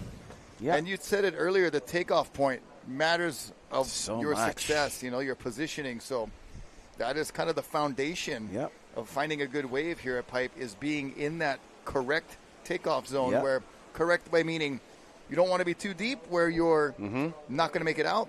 You don't want to be too shallow or too wide in the sense of you're not going to get totally barreled. So that little you're going to waste your time, that little magic spot in between is where you want to be, and there goes Jose. Yeah, Jose looking inside for a medium backdoor, actually.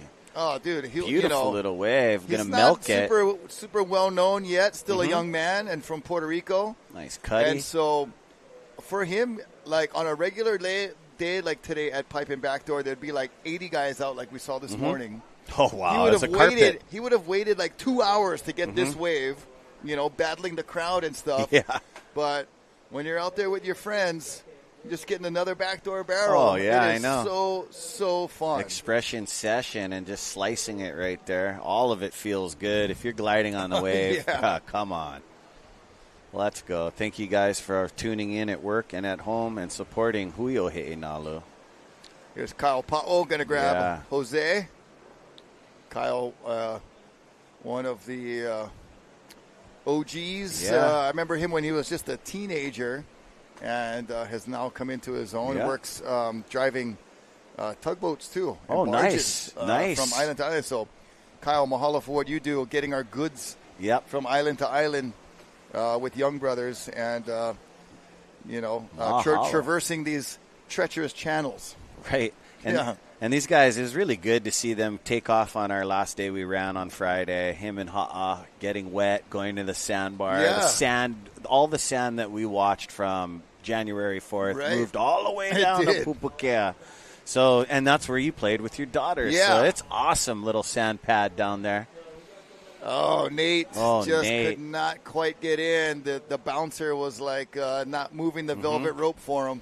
He knows when the wave ain't going to barrel, but some of these guys are real majestic. They touch the wave and the wave barrels. So yeah, I always like to point out certain surfers connect with the ocean just amazingly. Yeah, there is like a sixth sense kind of feeling that us normal people just operate with five senses. And being a spectator and a commentator, you get to watch these teams, and they're on their fifth surf, maybe their sixth surf today. Each individual had different connection with Mother Nature. Some never got on day number 1, and then they scored on day number 2. Yeah. And then day number 3 was kind of good for everybody. And you see him try to beg for an entry there. He's like, come on, but all my friends just went in. I got to get in there. Like, my girlfriend's in there. And he's like, oh, sorry. Nathan's married, Mahina. Yeah, just not a specific reference, but just more of an analogy of the bouncer with the velvet rope saying, not today, bro. Not today. And now, this brother, he does not dodge barrels. He is a barrel specialist. So he knew that thing wasn't going to give him what he wanted, but he already did the 2-stroke, no joke. He's on rail. So, looks like the light. We got some clouds over the sun, so changing the color. Yep, Nathan up and riding again. Wow, nice speed. And not quite finding it, and we'll just kick out again and hofully be able to get that little squeak out to the lineup on that side. It's so daunting. You kick out of a wave at backdoor sometimes, and then the sets are coming. Oh, man. There's no channel over there. So duck, you dive, and throw 8 times. Try to force your way through. Here's Nathan hunting. The cruisy replay. Yeah. He was almost looking like Florence cocked, ready to do an aerial if it was presenting itself. But he knows the game plan. He knows what he has from his 4 surfs, and he's expecting something out of his 5th surf. So he's looking for a good backdoor tube, it seems. Well, and staying pretty busy, like not sitting and waiting and just keeping kind of on the hunt, on the move, which we've seen that, balance of 2 strategies play out different ways for different surfers. And the other day, Baron Mamiya was just hunting. Gosh, found a lot. Went home with a really good, nice bag of treats. Big time. And Nathan right now, kind of the hunter in this heat. Ivan staying pretty poised, waiting. Koa, very patient. And but Jose just kind of patrolling around looking for something. Koa got some 3 memorable ones. And if you guys don't know, these guys, the way they surf, the glow after surfing and actually surfing a wave of consequence like Pipeline is a next level reward. I can't even explain to you your drive home and walking through your threshold. If you got a family, the family already knows Daddy's coming home happy. Every hug is that much more warm. Every something. This food just tastes a little better after you get a good barrel at pipe. Saltwater heals. Saltwater, broken saltwater heals all. And we're surrounded by it, so we got to learn to take care of it. And yes, we do. Jose taking a jog to the deeper part of Pipeline. He's looking at the back door, huh, Rock? Yeah, it is. Jose Angel Morales jamming into a back door. Nice. Barrel gets covered for a moment. A nice little spit to give a little rinse cycle. Thankfully, not the wash or spin. Oh, yeah. But got a little rinse there. Yeah, you do not want to spin. You do not want to spin. That was me and my daughters the other day getting the wash, rinse, and spin cycle with the sandbar, the waves, the backwash coming back out. We jumped into a couple fun backwashes. So fun. Here's the replay of Jose. Zinging under the hood. And a nice little backdoor corner pocket. The kind of backdoor that you got to stay right next to the implosion to get the barrel capability. So yeah, he had to stall. He had to work with it. Wasn't set up like down the line for a good drivey barrel, but more of a kind of stall. Look good for a moment as the drone shot there, and then the water shot of Bethany Hamilton. And she's gearing up for Team New Earth Project. They'll be our final heat of round 5, and then we'll go back to the top of the order with Team Peru. You see that lady in the yellow helmet? She will put you in combination situation real fast, whether it's big or small. The day, I remember specifically the day and the session that she became one of my favorite surfers was after her accident.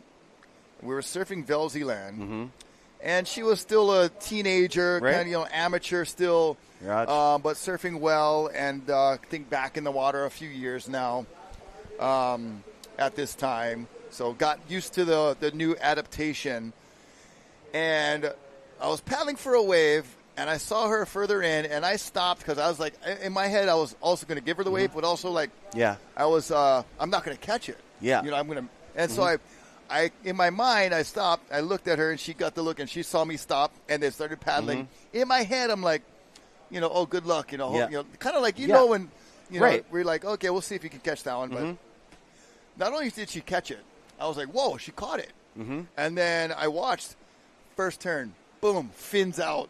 From the back. I love those and I'm back like, shots. oh. And then, like, cool. I wonder if she made that. She answered my question with the next one, fins out. Boom, on the backhand. Simultaneous. And I was like, oh, my God. She just became one of my favorite surfers. Yeah, relentless tagging the lip. From like, okay, I don't know if she'll catch that wave, but, you know, I'll let her give it a try. No, not only did she catch it, just threw the fins out once. And I was like, oh, I wonder if she made that. Yeah. And the way she answered my question was the second one that I saw. Well, yes, I did, Uncle Rock. And I was like, man, that is inspiring. So big time. Very cool. She'll be coming up in the next heat. Team New Earth Project. We haven't seen Kelly Slater. No, where you staying? Or Kailani. It's been Koa Smith, Kaulana Apo, the young up-and-comer, and he's here, Luke Tima, and then the Big Island-born North Shore resident now, Shaden Picaro. Excellent performances from all of them. Yeah, you know, we're watching the highlights this morning of all the previous days, and the judges, I got to give them a lot of credit. Oh, man, they got to look at a lot of things. They have a lot of work to do to find out who will be the champ of this year's event, because there's been so many great rides. In 3 minutes. As expected, look at this, the set. With 3 minutes Cole remaining. Rothman, the one he's been waiting for. Oh, here we go. Parking Beautiful. it nicely. Nice how he stalled there. The houses are going wild. There's our beach crew, and This Is Living, Mr. Germain. So you can also tune in to Mr. Cole Rothman's YouTube, because he's going to be, you know, his episode is going to be all about his dad's shootout. It's going to be awesome. Yeah, he's been putting together vlogs and clips and content for some years now, and got the This Is Living store. Yeah, so come with us behind the scenes with them.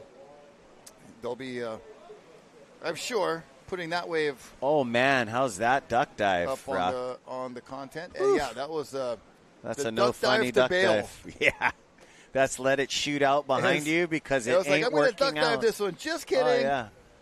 You know, and then you get the duck dives where you think you can get your board underneath, and then you hug it, and then you're getting lickings with your board, and that's how you buckle that thing. It's like It's like John Cena's like trying to rescue your board away from you. Rothman As, packing a good one. What a steezy like midline he took. Yeah, Rock? You got to admire that as a goofy relaxed footer. Super. That's Koa's claim. He just pulls his trunks up just a touch. You know what I mean? He's so humble. Just a little adjustment. Yeah, he's not going to show you his excitement. You just know he's stoked. Yeah, you wouldn't be able to tell if he just came out of a 12-foot bomb barrel. Yeah. Or if he just got pounded, or if he just got told, like, his dog died or something. Yeah, slight adjustments. He's just got very even-keeled, stoic, calm demeanor. Yeah. And, a lot of that is, too, just watching him being raised around all the Hui He'enalu legacies and all this amazing North Shore icons. You know what I mean? Yeah, the Hui He'enalu has been around 50 years now. Yes. The Hui 5-0. Hui 5-0. I like that, Rock. You know who's the kind? Hokulea 5-0, too, man. Those guys. 50 years in the making. That's a long time, guys. Yeah, it's so interesting that all of this, like, kind of resurgence all occurring in different parts of Hawaii. Yeah. But around that same era. And, like, the mana, the feeling, the rippling effect of all these different things arising to, reestablish Hawaiian culture awareness and, be really featured and put on the forefront again after taking a little bit of a backseat through, the earlier years. Yep. Really cool. And so much appreciate the Hui He'enalu and this guy, Cole Rothman. Another barrel. A nice cutty. And he's down. That'll be the end of Team 96712's fourth round. We'll be right back with the final heat of round 4 of the Hui BackDoor Shootout. More action to come right after this. Stay tuned.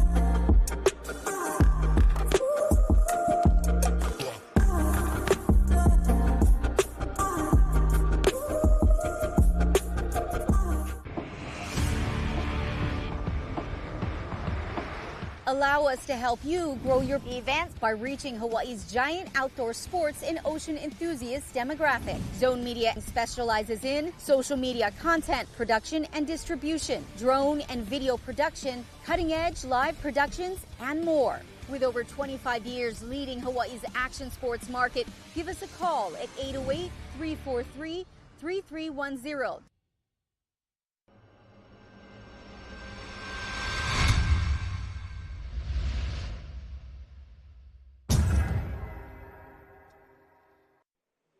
Hey, guys.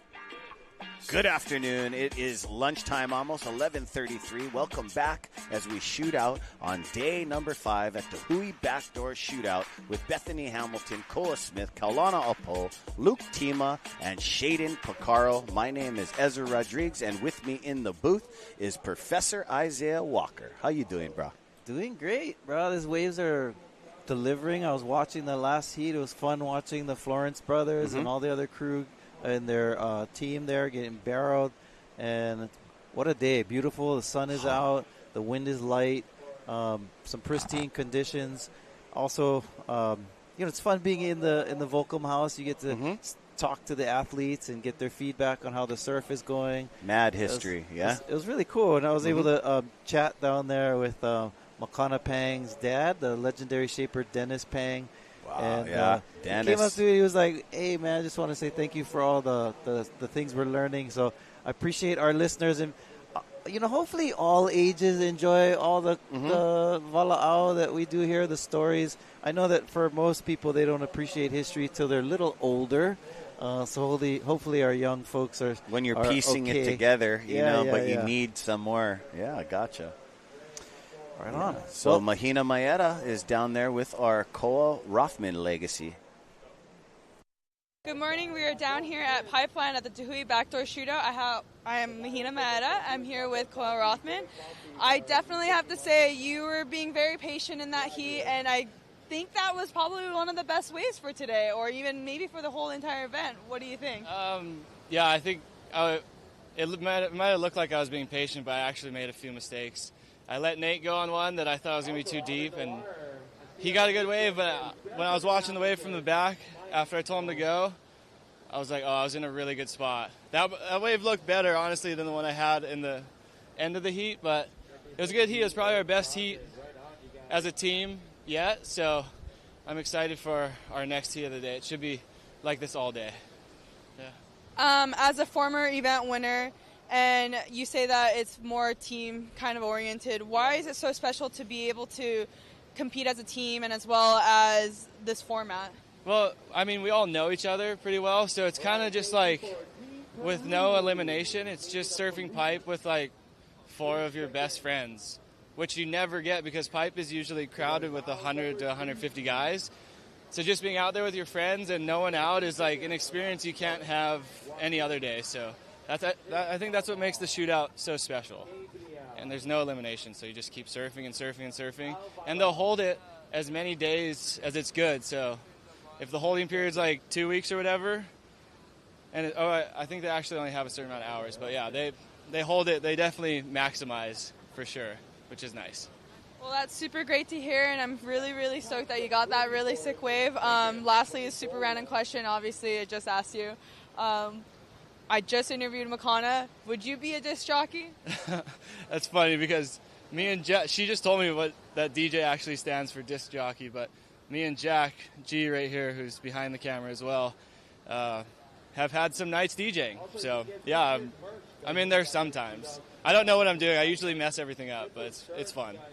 Okay, side career for Koa Rothman will be the new disc jockey.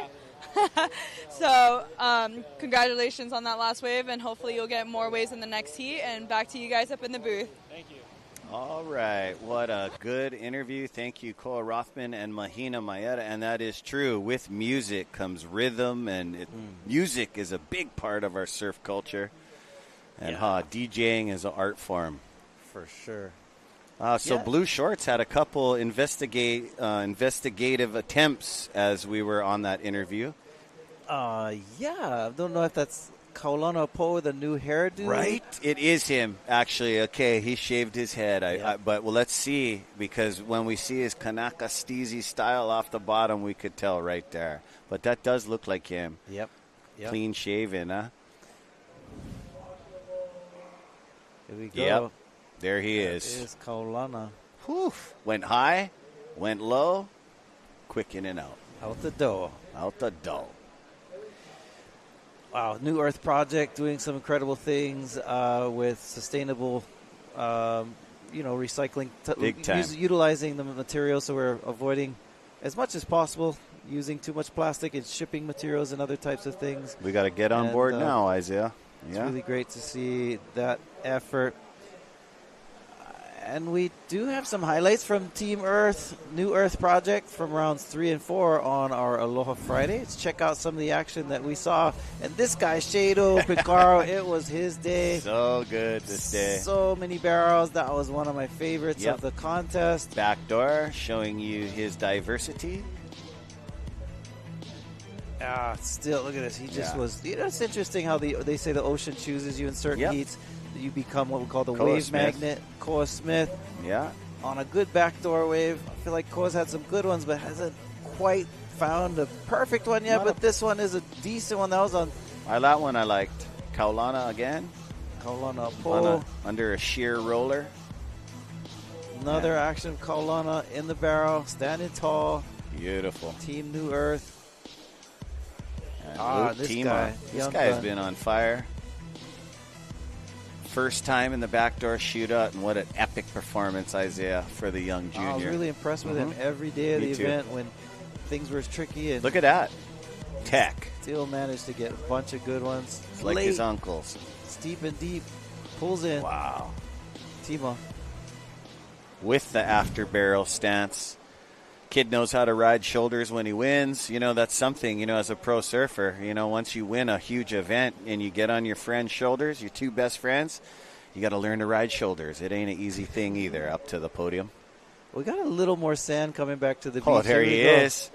B.I. Shado P, all stoked. Concerted paddle. Shado, Picaro pulls in. Let's see it.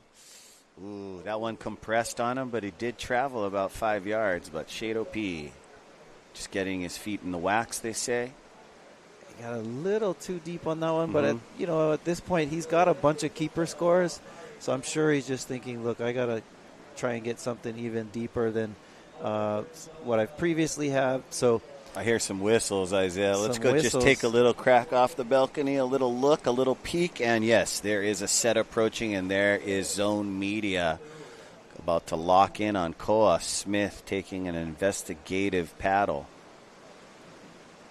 Koa's always got that GoPro in the mouth, slows down, gets a little nugget there. He'll probably kick out and try and get another one, but that was still stoked on that beautiful nugget for sure. But for backdoor shootout, this guy knows exactly what he needs. Not just huge barrels for him this winter and last winter, but huge in the air after barrel kind of cosmetics like the Fletcher Ohana. Yeah, everybody was talking about, of course, his perfect 30 at the Vans event. A replay here, he slows down. Beautiful, pristine conditions. You can see the sun reflecting off of our beautiful blue waters here at Ehukai. It's golden.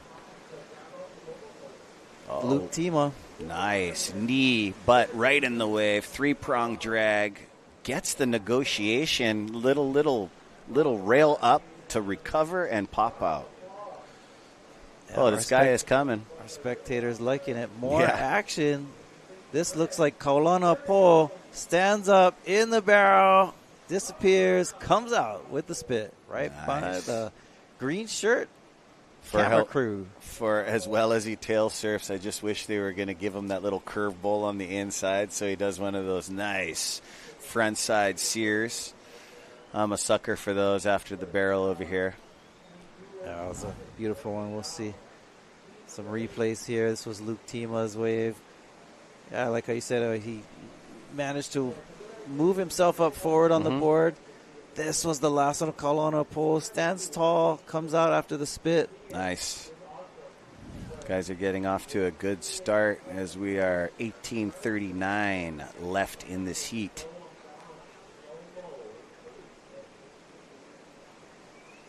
Yeah, awesome. You can see Kaulana enjoying the beautiful waters here. It's January 14th, and the water's still warm here. Yeah, you wouldn't be sitting like that at a regular contest. You know, the relaxation. I just got barreled. It's a team thing. It's gentleman and lady. Yep. You know, Bethany etiquette Hamilton at a high level. Surfing etiquette is a key recipe here. You know, lineups work when there's respect and etiquette. And that's how these guys got so good, putting in their time. For sure, yeah, respect and etiquette. Also a big part of, I think, Hawaiian culture is this notion of respect and also reciprocating, good, healthy relationships, kuleana and so forth. Kuleana. Duke was definitely one that emulated those attributes as a human being. We celebrate Duke Hanamoku at the Backdoor Shootout, as you can see from our logo here on the screen, our T-shirt design from the talented Jack Henry Soren. But Duke Hanamoku was born in 1890, and we were talking earlier about John Henry Wise at the turn of 20th century, 1890. 1890 was the year that John Henry Wise went to Oberlin College to play football. But Duke Hanamoku was born that year as a young child growing up in Honolulu and Waikiki, where his family was from, the Pa'oa. His mother's side of the family, the Pa'oa family clan, lived down there in Kalia, Waikiki, which today is near like the Hilton Hawaiian Village. Okay. And they grew up down there, and he became quite the avid waterman. Him and his whole family spent most of their time in the surf before the days of the cell phone and iPad. Oh, big time. But I would like to see around Hilton Hawaiian Village where he lived back then. I mean, it must have just been jaw-dropping different. Yeah, kind of a cool story. My grandmother grew up in the same neighborhood when she was little. There's a poster of Duke done by Jack Henry Soren. Beautiful design. Yeah. If you have a chance to grab one of those shirts, make sure you order it. It's a beautiful design. I'm rocking it today. Yep. But, yeah, so he lived down in Kalia, and my grandmother lived down there, too. Today there's a park. There's a playground and stuff. It's called Duke Hanamuku Park, right next to Fort DeRussy. So Fort DeRussy is I know that area of well. land. Actually, my grandmother lived there. We had, not to get kind of nostalgic and negative in some of my own family history, but we own 4.5 acres of beachfront property there in Kalia, Waikiki. Right there by Fort DeRussy. Until it became Fort DeRussy. Plantation homes. Here we go, Beth. Bethany Hamilton. Quick Almost. up and out. Looked like she was looking for that barrel. Bethany prefers the big waves. Oh, yes, she does. She can surf in any waves, but man, on day number 1, day number 2, when it was bombing, she had some late, massive waves that she caught, and some great highlights. You can check those out. And 2022, her when we had the WSL Wahine event. Oh man, yeah, Bethany. We're gonna hear a little bit from Bethany, one of our competitors in this heat, and see what she has to say about her experience here at the Backdoor Shootout. Super stoked though. I got invited to surf in the Backdoor Shootout. The Hui BackDoor Shootout with Eddie Rothman and the crew on the North Shore. I'm going to be in the New Earth Projects team. So the team is Kyle Lenny, Kelly Slater, Koa. That's just like the epic roster to be surfing with. I think for me, it definitely is a really big challenge as far as catching the wave and doing that with one arm. And definitely is the best event at Pipe. It's so sick. They have endless hours in the water. So I'm only with my team. And so we're kind of cheering each other on versus like back paddling each other. So that's insane. And you get 30 minutes twice a day shuffled up. And it's just the dream event, especially for a wave like Pipe where it's just high stakes and you just really like need that window of time to kind of charge. Wow. New Earth Project. That was awesome by Bethany Hamilton. Isaiah? Yeah, and it's such a privilege that we have at the Backdoor Shootout where it's co-ed event where we have male and female surfers surfing on the same teams. We also had an expression session where it was exclusively for our female pipeline surfers. So a really cool event here that we have to celebrate. Here we see Shade and Picaro. Shado. Getting some shade in that wave. Also, Carissa Moore has been with New Earth Project, too. She has. New mom, and she was also part of that historic day when it was bombing. Oh, Luke Tima. Coming out on the foam. I know she's up high. She hasn't. Has she? Oh, that was Kaniala Stewart. Must Kaniala, be. new dad. I Must don't think that Chris has had her baby yet. But I bet you maybe the end of this month or going into February. Got to be close. Well, exciting for sure. Yep, new chapter.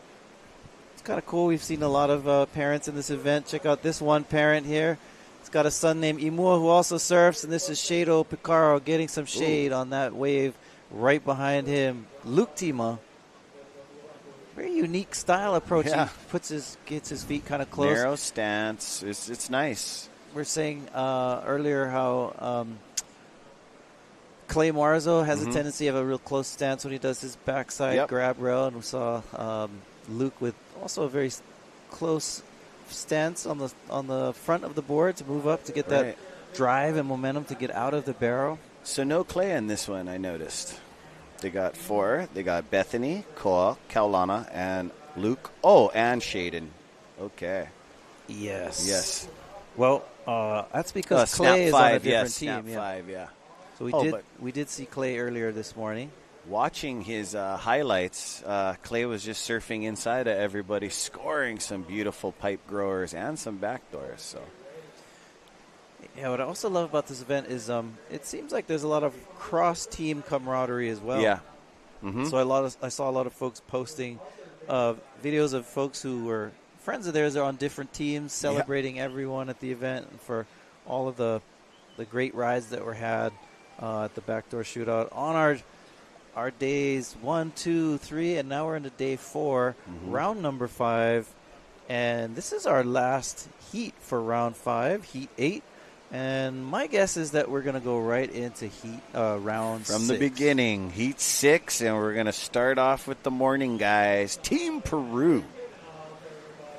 So what a great day we got planned for you. These guys are going to get 6 surfs, and you never know. Wow. I mean, every year is different. You know, it isn't easy with all the conditions. You know, last year we took 7 full days off, you know. But we got to honor our surfers. This thing was designed for our local surfers. Yeah, so again, celebrating Duke Pa'oa Kahanamoku, our surfer from Hawaii and Waikiki, and Kalia in Waikiki. And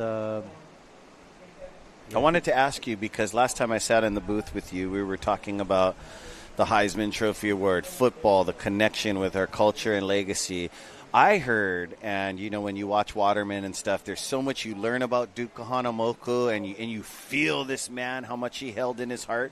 But he also was a really good soccer player. Yeah. He was like really good at a lot of things, real ambidextrous, if you will. Yeah, and I think that's where there'd be some connection between John Wise and Duke Kahanamoku. John Wise was really big into bringing more athletic sports to Hawaii, football being one of them, barefoot football, which is what Duke and his brothers also played that.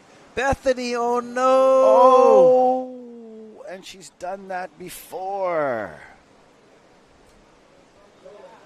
Shout out to the Hamilton Ohana, as they were just like, oh no, just like us. Oh. But she can handle that. Watch this, boom, right underneath. You guys think that's not too big a whitewater? That thing will press you right down in the rut. Tried to back out of that one and just went over the falls while holding her board in her hands. Woo. She was just checking the rail. She said, I thought this was 2 5/8.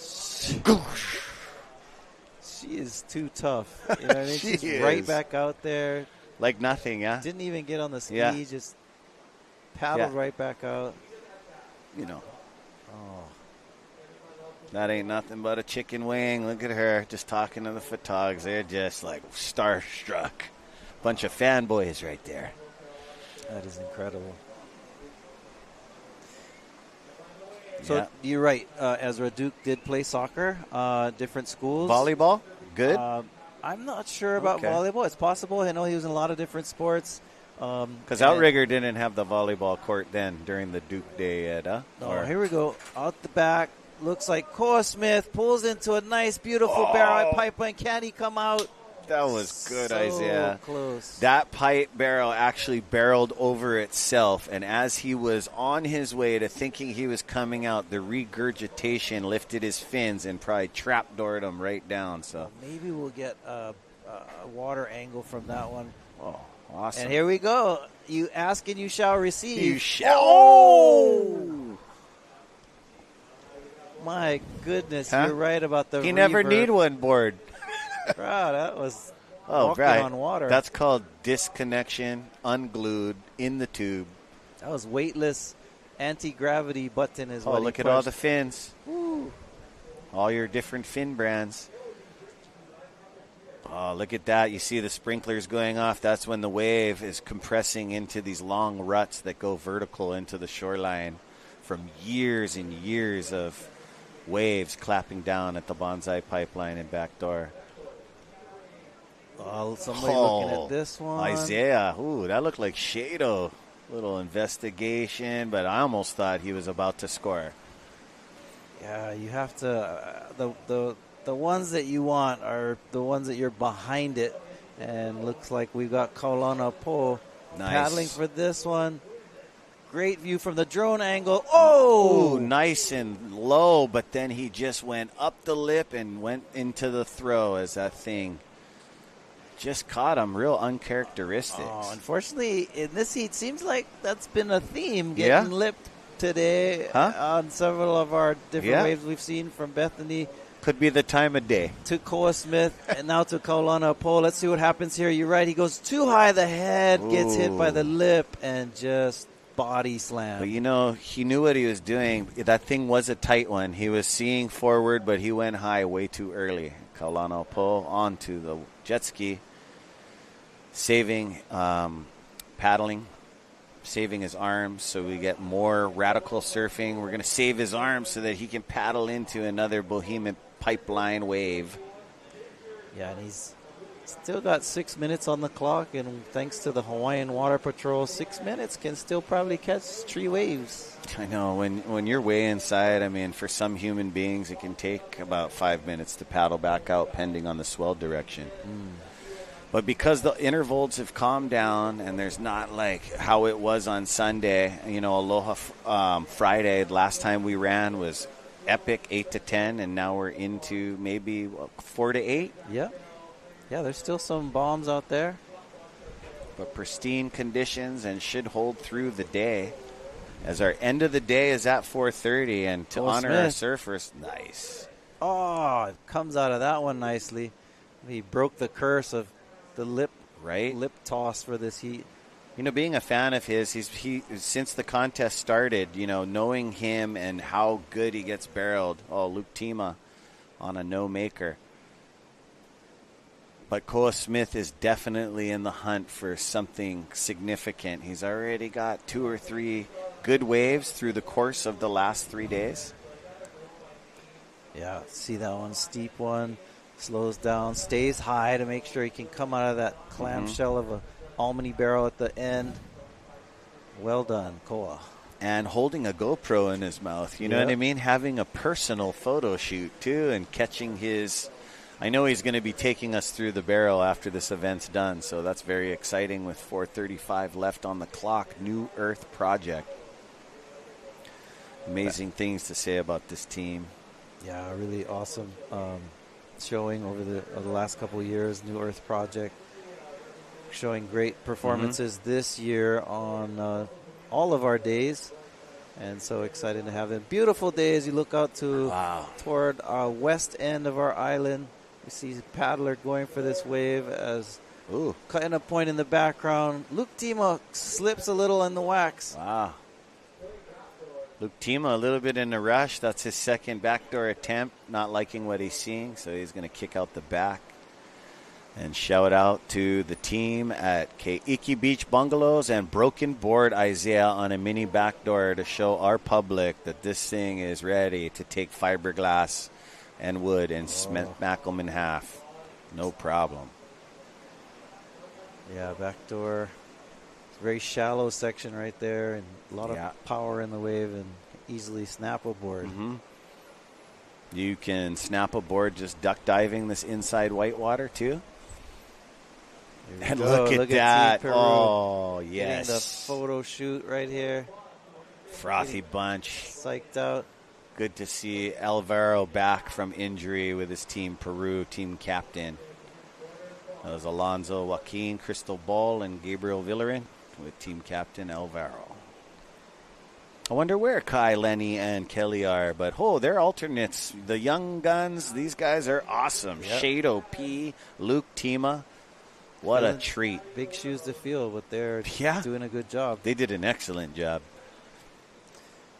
Yeah. 2 minutes 45 on the clock. We're celebrating surfing, celebrating culture, celebrating community here at the Backdoor Shootout, and celebrating father of modern day surfing, Duke Hanamoku, and the 50 years anniversary of the Hui Nalu, which was the same 50-year celebration as the Hokulea voyaging canoe. Oh, look at this. Looks like Koa is going hunting way back there. See if this pans out for him. He's paddling. Go, Koa. You got this. Boom. Under the hood. I just wanted to commend our surfers from the get-go of, when we're watching barrel riding. These guys have been extra searing off the bottom. There's been some progression in this event, seeing these guys drop down through day 1 all the way through day number 4. Let's see what happens here to Koa. Takes off the high bottom line. hard. It's happened a couple of times. Yeah. If he wants to make something with the equipment or if it's just his approach, but unfortunately he got bumped off a few times. Could be the backwash influencing the breathing in the barrel. It's 12 high noon right on the dot here. Oh man, beautiful. Looking at our Ko'olau side of our island and the beautiful green aina that we are so blessed with here in Hawaii. And there's that amazing hike up there. And even surfers, they're really connected as well into dirt biking too. And, some legacy last names know how to dirt bike on these trails that nobody knows about. Shout out to you guys. 1 minute left in this heat. We'll see if there's another flurry of waves that comes through here as Team Peru looks to have their last surf in the backdoor shootout of 2025. So closing up the event today. We still have this round 6 that's at 33 minutes. At 33. That's cool. Okay. Hey, that's cool. All but right. I want to say that this was one quick 30-minute heat. Just like that. Heavy action in the beginning, and now boom. Yep, a lot of activity, a lot of action. There's our coast gang. It's not too late to come and join us. High noon, 12 o'clock. Enjoy your lunch, gang. Well, it looks like this heat has come into a close as we see Team Peru paddle their way over. And back-to-back heat, so they're right into the lineup. All right, well, we're going to be back. Take a break. We'll see you. Stick with us. The backdoor shootout, round 6, coming up next. Aloha.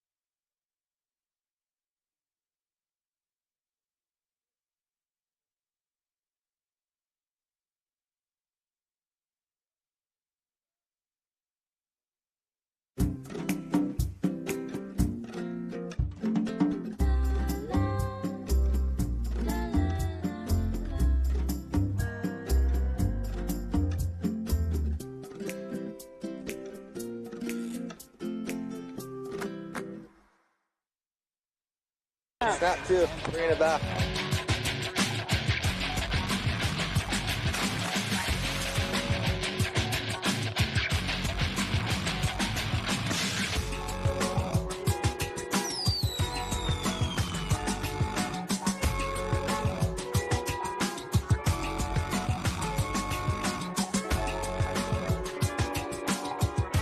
The 2025 Hui BackDoor Shootout is presented by Keiki Beach Bungalows.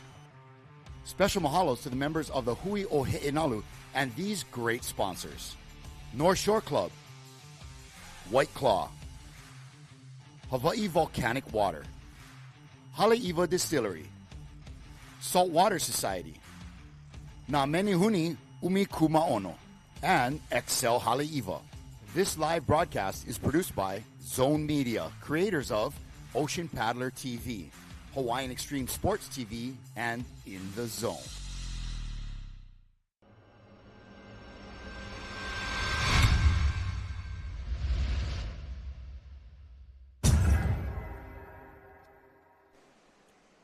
Aloha avakea, good midday to all of you watching here at the Hui BackDoor Shootout. Flying in from over Kenui Road out to the lineup. Team Peru taken to their second round of today, sixth round overall. I'm Rocky Cannon with Isaiah Walker. There's the lineup for Peru: Alonso Zoco Correa, Joaquin Del Castillo, Cristobal de Cole, Gabriel Villaran, and Alvaro Malpartida. Now, that is a mouthful of names to run through. And we're working on our Espanol, so we're working to be you've got trilingual. You've got a couple of nicknames in there with Zoco. Yeah. And but give Rocky some time and a clipboard, and he'll come up with some cool names. I don't know, new favorite one today with Mojo Whoa. Whoa, yeah, because when she pulls in, she's got the mojo, but if she comes out, it's like whoa. And we're going to take you straight down to the beach with another dynamic wahine, Mahina Maeda. Take it away. Aloha, guys. Down here at the Bonsai Pipeline at the Hui BackDoor Shootout. My name is Mahina. I'm here with Luke Tima. It seemed like you had a pretty busy heat, and you did break your magic stick. And do you think that you kind of almost upped your score in this last heat? I don't know. It was just fun to get barreled again. I'm not sure how it looked from the beach, but yeah, I was just stoked to get another heat with no one out. And yeah, if it upped the score, I'll be stoked. But either way, so yeah. So I know that you are leaving to Oz for tomorrow for the Usher Cup for the North, and you're representing the North Shore Board Riders Club. Obviously, Love Hotel was judging this event. He ended up leaving today for that. So are you excited for that trip, and what's kind of like is it kind of similar to this certain aspect of this event? Yeah, it is kind of similar in a way that it's just kind of more relaxing than a normal event, and yeah, you just have fun with teammates kind of like this, and yeah, it'll be sick. I'm stoked. Hopefully you don't break that magic stick, obviously, going into Australia, and then let's keep you intact for that, and as well as going into the next heat. Do you think that the extra 3 minutes that we're going into round 2 be beneficial, especially for Pipeline? Yeah, I mean, there could be one more really good set, and that could be the difference. So, yeah, I'm psyched for extra little 3 minutes. Well, it's super great to hear that, and hopefully you get one more round with more barrels, and obviously best wishes to you for the Board Riders Club. And back to you guys up in the booth. Thank you, Mahina. And that is a great insight into the heat extension of 3 minutes. And we talked about Hawaiian Water Patrol and the important role they play. That 3 minutes could mean the difference of, the heat ending or being in the spot for a great score. We've seen the Water Patrol be able to get people at backdoor, get them out to the lineup in 30 seconds. There's a replay here of our surfer from Peru. Gets barreled, comes out beautifully. Yeah, a little bit better start than they had this morning. The first heat of the day, a little shaky, a little wonky, a little warbly, morning sickness and some of that, early morning plague that is oftentimes the case here on the North Shore. But it cleaned up. And we saw Team Volcom string up quite a few good rides. Mokana Pang was on a tear in that heat. I like what he said, and maybe it's because he's a DJ. He said he was in the rhythm, found his rhythm. So definitely was, finding the rhythm and got a couple of good ones. And then, Team Japan showed up for a few. Ayala Stewart. Landon and Mackay had a couple good waves, and Legend and Steve, and then, Team Snapped. Mason grabbed a couple. Clay had a couple of those too. North Shore Boys, Jamie O'Brien found a little rhythm. Kala Grace had some good ones. Billy found one. Barron was kind of still, in the flow. Eli's been solid. And, overall a productive round 5. Yeah, a lot of waves for all the teams. Like we've got surfer here. This could be Gabriel Villeren stalling in the barrel. Get some spit to spritz his hair. Yeah, just a little spritzer. One of the veterans of the crew, and heard him in his interview earlier how they're just so appreciative to be a part of this and, have the opportunity to get waves at pipe in the spirit of Duke. So much appreciation coming from each and every one of the interviews we've seen. Oh, nice. And a nice look from the water cam, tunnel vision right inside, courtesy of Hawaiian Water Patrol and Zone Media. Zone bringing us the drone right now, live action. Ocean Paddler TV, Hawaiian Extreme Sports, just two of the productions of many that go on. Yep. Covering a lot of the paddle sports, which is ingrained in our Hawaiian culture. So mahalo to Zone Media for carrying that on and perpetuating that. For sure. Doing a great job out there. And I love that, as you just mentioned, Rocky, we're also celebrating Duke Hanamoku at this event. I'd mentioned that 1890s when Duke Hanamoku was born in Kalia, Waikiki. That's also the same year that Ioane, John Henry Wise, started playing his football career in college at Oberlin College. When you said 1890, I knew there was, of course, all Hawaiians are aware of 1893. Yep. When you said 1890, I'm like, in my head, there's something else. That's the birth of Duke. Okay. Birth of Duke Hanamoku. And interesting, so that was, 1890, King David Kalakaua was king of Hawaii at that year. Shortly thereafter, a year later, in 1891, Kalakaua dies, and his sister, Lili'u Okalani, becomes the queen of Hawaii. And all that time, that's when John Henry was going to school playing football, and Duke Hanamoku was a baby, learning how to swim as a child. And by 1893, the queen is deposed by a coup that takes place in Honolulu with the assistance of some Marines that were unsanctioned. They're U.S. Marines that were technically unsanctioned. In fact, shortly thereafter, the newly elected President Grover Cleveland addresses the U.S. Congress when they were talking about this event that took place, and the President of the United States condemned this act as an act of war, and a very famous speech that he gives where he actually advocates to restore the monarchy.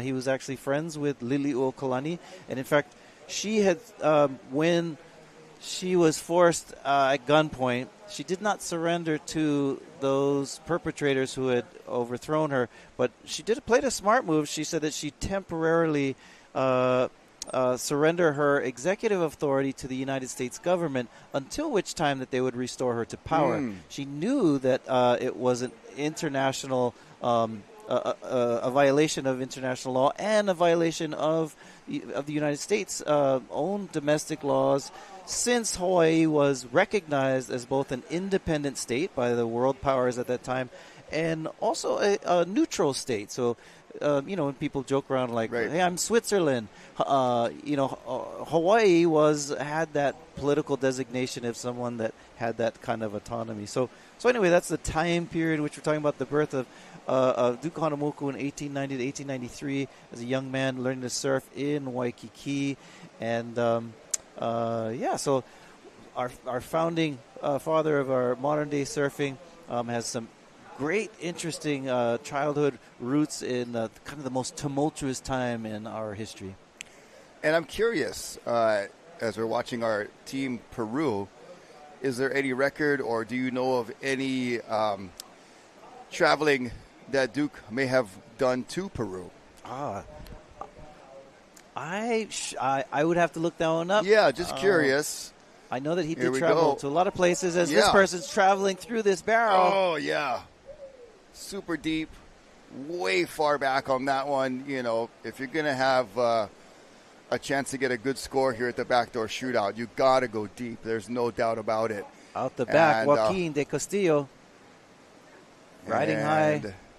That foam ball just getting a little too tight there from the wave before. You saw all that whitewash and those bubbles on the face of the wave, making it not as easy to traverse. To engage those fins, gets a little foamy. Yeah, and that's kind of the same thing. We're talking about Hawaiian Water Patrol, and they're operating in that impact zone.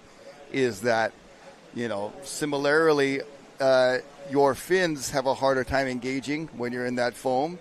The jet ski impeller has a harder time engaging, pulling up air instead of water. And saw earlier Nolan Keolana grabbing Landon McNamara. I think Landon may have slipped off the back a little, but Nolan it was go time. The wave was upon him. Yep. And then you saw Kyle Powell swoop in and backup. Come for backup. So that is just great teamwork Yep. from not only our surfers. They're in a team event here, but Hawaiian Water Patrol team. They're I like how Ayala described them as angels among us. Yes. There to help us as we look at that tunnel vision right into the barrel. Hawaiian Water Patrol expertly placed with Zone Media right on the back of the ski, shooting the image live to your screen. Epic coverage by Zone Media. These guys are paddling pretty frantically, getting into position. Gentlemanly priority here, so they're taking turns. Yep, and rider up. That is maybe one of our Peruvian younger surfers. guys, but throwing out 2 turns. Yeah. Off the back, stalling Beautiful. deep in this barrel. Coming right out by the cameraman. Oh, and going to go almost into another one. Our camera ski just on the ledge looking down. That's going to be a great shot looking into the barrel. That was Cristobal de Cole. Yeah, so Cristobal disappearing and doing the magic trick, reappearing on the other side. Oh, it's a beautiful wave. It was, the turquoise coloring of the ocean here is mesmerizing. Yeah. But, the wave, it's deceiving. Just because it looks beautiful doesn't mean it's safe for everyone. It is a rose with heavy thorns, that's for sure. But let's see a replay of that one. And Beautiful. looking into it, that was our first wave. And this was the money shot of the disappearing act. Really deep on that one. That might have been Zoco. Alonzo Correa. Strong team here for Peru. They've got really talented surfers on their team. So back to your question, I know that Duke traveled to many places around the world. We'd have to look up him. Somebody could probably Google it, see if he's been to Peru. But he was definitely a world traveler, went through many different places around the world, took with him, his aloha, but also the art of surfing and riding waves. He oftentimes would make his own surfboards at the place where he was and would often leave the surfboard there as a gift to the community. Look at our folks down there. I love in the beach. Beautiful sunny day. Families out there. Oh, yeah. Cho and Shakas and Minoakas. Shakas and Minoakas. Oh, that's a good one. Very good one. Minoaka means smile in Hawaiian language. Yep. That's why I always open up the morning with the kakahiaka, the double shaka, and the Minoaka. Beautiful. But now we're in Avakea, midday. So there's actually, in English, there's only 3 times. So morning, noon, or morning, afternoon, and nighttime. In Hawaiian language, 4 descriptions of time of day. I'm sure there are much more. Right. But the familiar ones we know of, which is the morning, and then the midday, which is, that kind of, right, we're in now, a little after 12 o'clock, and maybe till about 1 or so, and then it goes to the afternoon from 2 p.m. on. I'm not, it's not official. Like Hawaiians are like, okay, 2 o'clock, it's awina law. But then the evening, ahi-ahi, is, the nighttime. But beautiful. So, got a question from Luis. What is Mexico's connection to Hawaiian history, if there is any? There is. There's a few. We have, limited migrants from Mexico, but that doesn't mean that we don't have any. Here's a wave. Someone pulling into this one. Oh, nice and deep, but too deep. So going back to the question, one that stands out is we had these Mexican vaqueros who were cowboys that came to Hawaii to help a problem with cows. King Kamehameha I was gifted a gift of cattle, and he's like, "What do I do with these things?" And it was challenging for the landscape of Hawaii. And eventually, what happens is we have these vaqueros from Mexico that come and train up Hawaiians to be cowboys and how to control and lasso, and Hawaii becomes one of the largest ranches in the United States. Is Parker Ranch in Kamuela and Waimea, the area there on the Big Island, still around today. Parker Ranch, named after Parker family. Here we go, up and riding. Oh, nice wow. drop, pulls in deep. Well, they're getting much more opportunity than their first heat this morning, the Team Peru. So they're getting, the chances. They're for a while, that first heat, there was like no waves for a solid 10 minutes. And so they kind of battled through that first heat. They knew they'd be up again later in the day, more towards midday, when it would hopefully, get a little more groomed out and the sun would be out, little trades on it. Always will improve the conditions here at Pipe. And getting the opportunity, there's been one really standout barrel. Right. There's been a couple others that were pretty good, but there's been a few that they've been a little too deep and at least getting some opportunities. Yeah, see some replay here. This barrel had the right idea, just the wave didn't cooperate, got too fast, shut down on him. Yeah, so the vaqueros came to Hawaii in the early 1800s, and they, trained up this group of Hawaiian cowboys, which is kind of cool. A lot of people don't realize this, but there was a cowboy culture in Hawaii before there was a cowboy culture in the American West. But there's an interesting kind of connection between these cowboy cultures. I always tell people that some Hawaiians, especially Big Island Hawaiians, are kind of just redneck brothers. There's a lot of similarities. I've heard some comedians on stage, make the reference, and you gotta be very aware that I'm a Hawaiian hillbilly. Yes, I mean, you look the Hawaiians like the lifted trucks. Oh gosh, barbecue, the rodeos. But in Hawaii, it's Toyota out though. front. Tacoma's over here. Yeah, but yeah, even hunting and that kind of culture of music, a lot of Hawaiian and music. There's a lot of outdoor culture. Yep. A lot of like country music. Surprisingly, there's kind of a Hawaiian strain of it. If you ever heard of a local entertainer named Maoli, and I was just talking to Brother Makua Kai Rothman, who, by the way, is an accomplished musician himself, and he said he's going to be touring with Maoli. Mauli's kind of a popular musician right now in Hawaii who wears a cowboy hat, cowboy boots, and sings some Hawaiian kind of countryish songs. Yeah, and that. Slide guitar, very familiar in country music. Steel guitar that is played, as a lap kind of instrument, and a lot of similarities the way that's used. Yeah, I love you brought that up. The steel guitar becomes integrated with country music, but it begins here in Hawaii with a Hawaiian who lived out on this side at Kahuku, in fact, named Joseph K. Kuku, and Joseph K. Kuku invents the steel guitar, and it becomes a famous instrument in Hawaii. And so kind of cool, that connection there. And then that evolves, believe it or not, into amplifying that electric sound into the electric guitar. Oh, yeah. So some cool history there. And so actually, even with the original question was about Mexicans and their connection, the vaqueros brought with them some of their instruments, the guitar.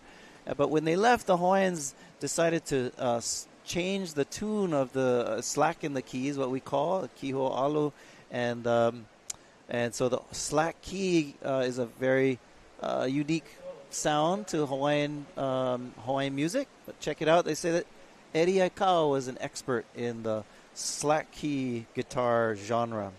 So thank you, mahalo to our Mexico ohana who do have some of that connection with us in Hawaii.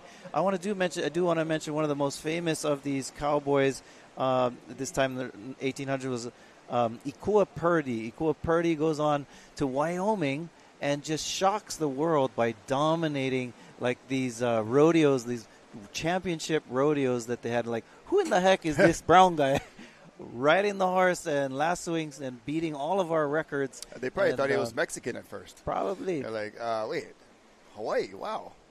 But so kind of a deep history of that connection of cowboy culture in Hawaii. If you want to ever check that out, go check out Waimea Kamuela, where people still wear cowboy boots and have bullhorns on their cars and other things like that. Well, now Team Peru with under 10 minutes remaining, and this will be their final effort of 2025 here in the backdoor shootout. And you can see that, that urgency, that sense of urgency in the paddling there for this surfer up and riding at backdoor, grabbing the rail, but not going to find the barrel. It was there for a moment, but did not really open up down the line, and not much happening there. So Team Peru will be taking more swings at it before this heat is over. And a beach shot of Team NSB. There we go. Who has, we're just seeing some of the preliminary numbers, on our heat sheet here. I'm not going to give out anything until I get word it's official, but Team NSB looking pretty strong in this round 5 going into round 6. Let's just put it that way. They're really tallying up the numbers. Yeah, and we saw on day 3, Baron Mamiya, Jamie O'Brien, all of these guys, Billy Kemper got really good waves on our Aloha Friday, which probably catapulted them up into one of the top teams for the event. But we do tally the scores at the end of the event, and we do give out prizes and paychecks and Walmart gift cards, all those. No, I'm just kidding. But it's a nice payday, not only for your team. If you get the team victory, you get to divvy up that prize check, and then also the individual prize will go to the winner. And we have, I believe, top 6, if I'm not mistaken, were awarded in previous years. Yep. And I'm still unofficial on the amount of waves each surfer will count. But it's typically been around 4 waves, top 4. It has kind of, been a floating format, if you will. Right. For that. But which is, part of the charm of this event is that it's so unique that it's kind of, for locals, by locals, and about the local surfers, with some folks that are obviously from other places invited, like Peru and Japan. And having that, combination of formats and systems and just input from different sources really makes it special. No, I do love that. And it is a, locally run event with the Hui and our judges and our contest director, and everything is pretty homegrown, but still international in that the athletes that are invited come from various corners of the world. So we're grateful to have these teams, especially in the water right now, Team Peru, and as we saw earlier, Team Japan. So we were talking a little bit about Duke Hanamoku, and when he was in his younger days, I mentioned that in 1893, he would have been 3 years old when his auntie, Lili'u Okolani, was illegally overthrown. I talked about how shortly thereafter there was a new... Is that really his auntie? Like... they said the family was close to the I mean, in Hawaiian culture, everybody's uncle and but auntie. these guys did know each other, right? But so it was that close-knit. Duke's father was named Duke also, and he was named by Princess Bernice Pauahi, who named him from the Duke of Edinburgh, who came and visited Hawaii the year that he was born. So there were some close connections and ties with the family. Duke's father was also involved with, and Duke himself too, involved with politics and also as a sheriff and other things. So he did wear many hats, and his family was, connected to the royal family. Not directly so. So Duke probably wasn't next in line to be king, so to speak. but nonetheless, their families were connected. And so after the Queen is overthrown, I talked about how Grover Cleveland, who becomes president shortly thereafter, admonishes to restore the Queen to power, but there's limbo at that point. And the main limbo is that they were sort of undecided. There were some folks in Congress who supported the idea of annexing Hawaii to the United States, because those that overthrew the kingdom were now the so-called acting government, and they sent in a bill to the United States requesting annexation of the Hawaiian Kingdom, despite the fact that they weren't technically the Hawaiian Kingdom. And so that's where the story gets kind of interesting twists and turns. And we talked about the surfer Prince Jonah Kuhio and his good friend and football player John Henry Wise, who played football under the brilliance of John Heisman. Those guys started to get uneasy because like a couple of years started going by and nothing was changing. It was like, okay, we already heard the President of the United States recognizing that this was an act of war, and we've had investigations come and confirm that, and the United States is not recognizing this overthrow, and yet the Queen still isn't back in power. So the admonition from Grover Cleveland and others to the Queen of Hawaii was, just be patient. If some sort of revolt takes place, I don't know if the United States can back you in that. But a couple years go by in 1895, John Wise and Kuhio start to plan and like, look, bro, I'm getting impatient here. We have enough brothers here who can take them out. Let's go ahead and do this. So there was an attempt to restore the Queen back to power. Unfortunately, there was a whistleblower that gave out the inside information, and so the guns that were being smuggled over from San Francisco were intercepted. They're intercepted, and they were delivered. And then they all ran up to the hills in hiding as the provisional government forces went and tracked them down. And here we have someone trying to track down this wave. Further on the inside, just trying to get something before time expires, and their final testing out that board, see if it can bounce good. Yeah, I guess so. Testing its volatility or its sturdiness. But they were all thrown in jail, including Prince Jonah Kuhio was imprisoned. So was the Queen thrown in prison in her house arrest, we call it, in the Iolani Palace. If you ever have a chance, I've talked a lot about Bishop Museum. Go check out Iolani Palace, too. Iolani Palace is a really cool tour. My favorite is going downstairs in the basement. You can see a bunch of they have some displays of the Queen's jewelry that she wore and some of the kitchen and the foods. You can see a menu of what they served, and really beautiful place. Team Peru right there waving the flag for the final 2 minutes of their round number 6. But yeah, Iolani Palace, Bishop Museum, really great sources of not only historical learning, but just of reverence and just to, especially at the palace, that they've got imagine what was going on there. Great collection of old surfboards, Hawaiian artifacts in there. You can see Duke Hanamoku's board is always on display there on the 3rd floor of the Hawaiian Hall. Beautiful place and worth the $20 or whatever it costs to get in there. You won't regret it. Yeah, and not only Hawaiian history and culture, but all of the Pacific Island cultures have their different little zones. Correct. And very cool to see some of the similarities, but also really astonishing to see the differences. Yeah.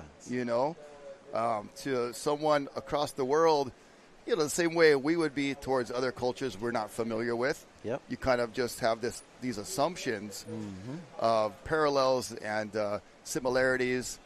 But, when you start to get into the details, it's like, wow, Tongan from Hawaiian to Samoan to Maori is so much different stuff. Yep. Under a minute remaining, Team Peru really hoping for something special to happen in their final seconds of this year's backdoor shootout. Always a pleasure to watch these competitors perform at Pipeline, and long history with surfing from Peru as well, going way back. They're also kind of not in contention, but have these old kind of wicker-looking vessels that they made way back when that, have similar looks to a surfboard, but different material. Correct. So a lot of historical surfing references in Peru. And speaking of historical, there's the applause for Team Peru. They'll go down in this backdoor shootout and be part of history now. Correct. Their event is done, and we'll be right back with more action from the Hui Backdoor Shootout right after these messages. Stay tuned.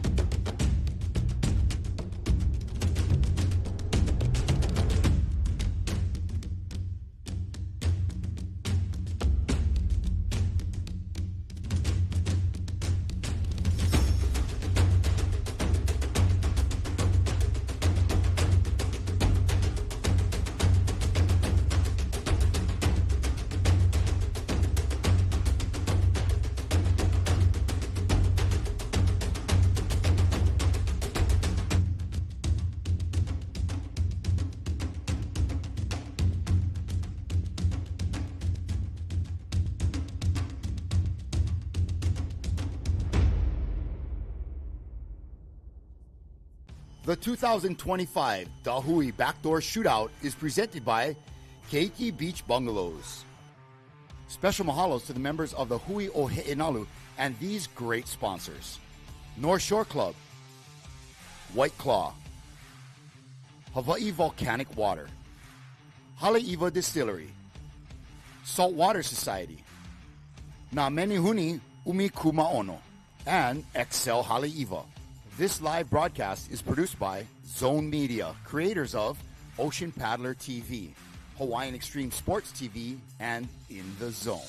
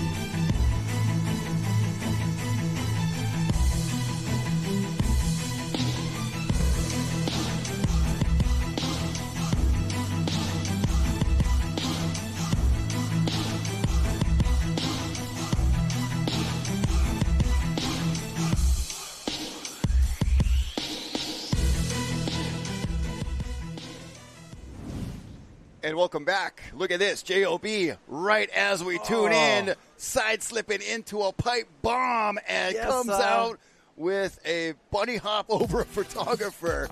And hopefully he's okay if J.O.B. knows how to navigate in heavy traffic. But, man, that was a crazy drop. Slid right into it. Great timing. Zone Media back just in time. You saw those epic, slowed down, high-def replays, highlights from Eric Ippel. That guy's been doing great work in the water for decades. Mahalo, Ippel Films, for those great clips. Baron Mamiya, Billy Kemper, Kala Grace, Eli Olsen, Jamie O'Brien, who we just saw featured here for Team NSB North Shore Boys. And they are looking strong right here again in round 6, bro. Yeah, just during that break, we had a lot of action. I heard the beach erupting. We're going to check out some of those replays. Jamie O'Brien side slipping, drags his elemu in the barrel, out with the spit. Even he is a little, stoked on that one. Yeah. Almost kills a cameraman, but beautifully done. The master watching him here at Pipeline in his element. We don't have squirrels here, but he was looking squirrely on that takeoff. A little shaky, got the little tail drift going on, and then reconnected, reestablished. I mean, unfazed. He's J.O.B. Pipe Master, Pipe Pro Champ multiple times. This event a winner as well. Yeah, so a pipe trifecta for Jamie O'Brien, and looked very comfortable in a very shaky spot. For sure. And I mean, there's memorable regular footers in, at Pipeline, but, in the earlier days of Pipeline, in the 70s and into the 80s especially, like Jerry Lopez, it seemed like to be a goofy foot was definitely an advantage. Right. Until you started seeing guys, Michael Ho, of course, was ushered in that era of the pig dog backside grab rail. But I really feel like it was Andy and Kelly Slater and J.O.B.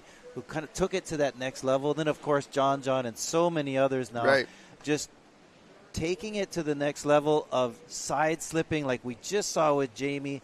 And, that really almost in some ways preferenced the regular footer at Pipeline, able to slow down. The look of it being more dramatic and all of those things added up could be very true. We're going to take you down to the beach with Mahina Maeda standing by with one of our Team Peru surfers. Take it away, Mahina.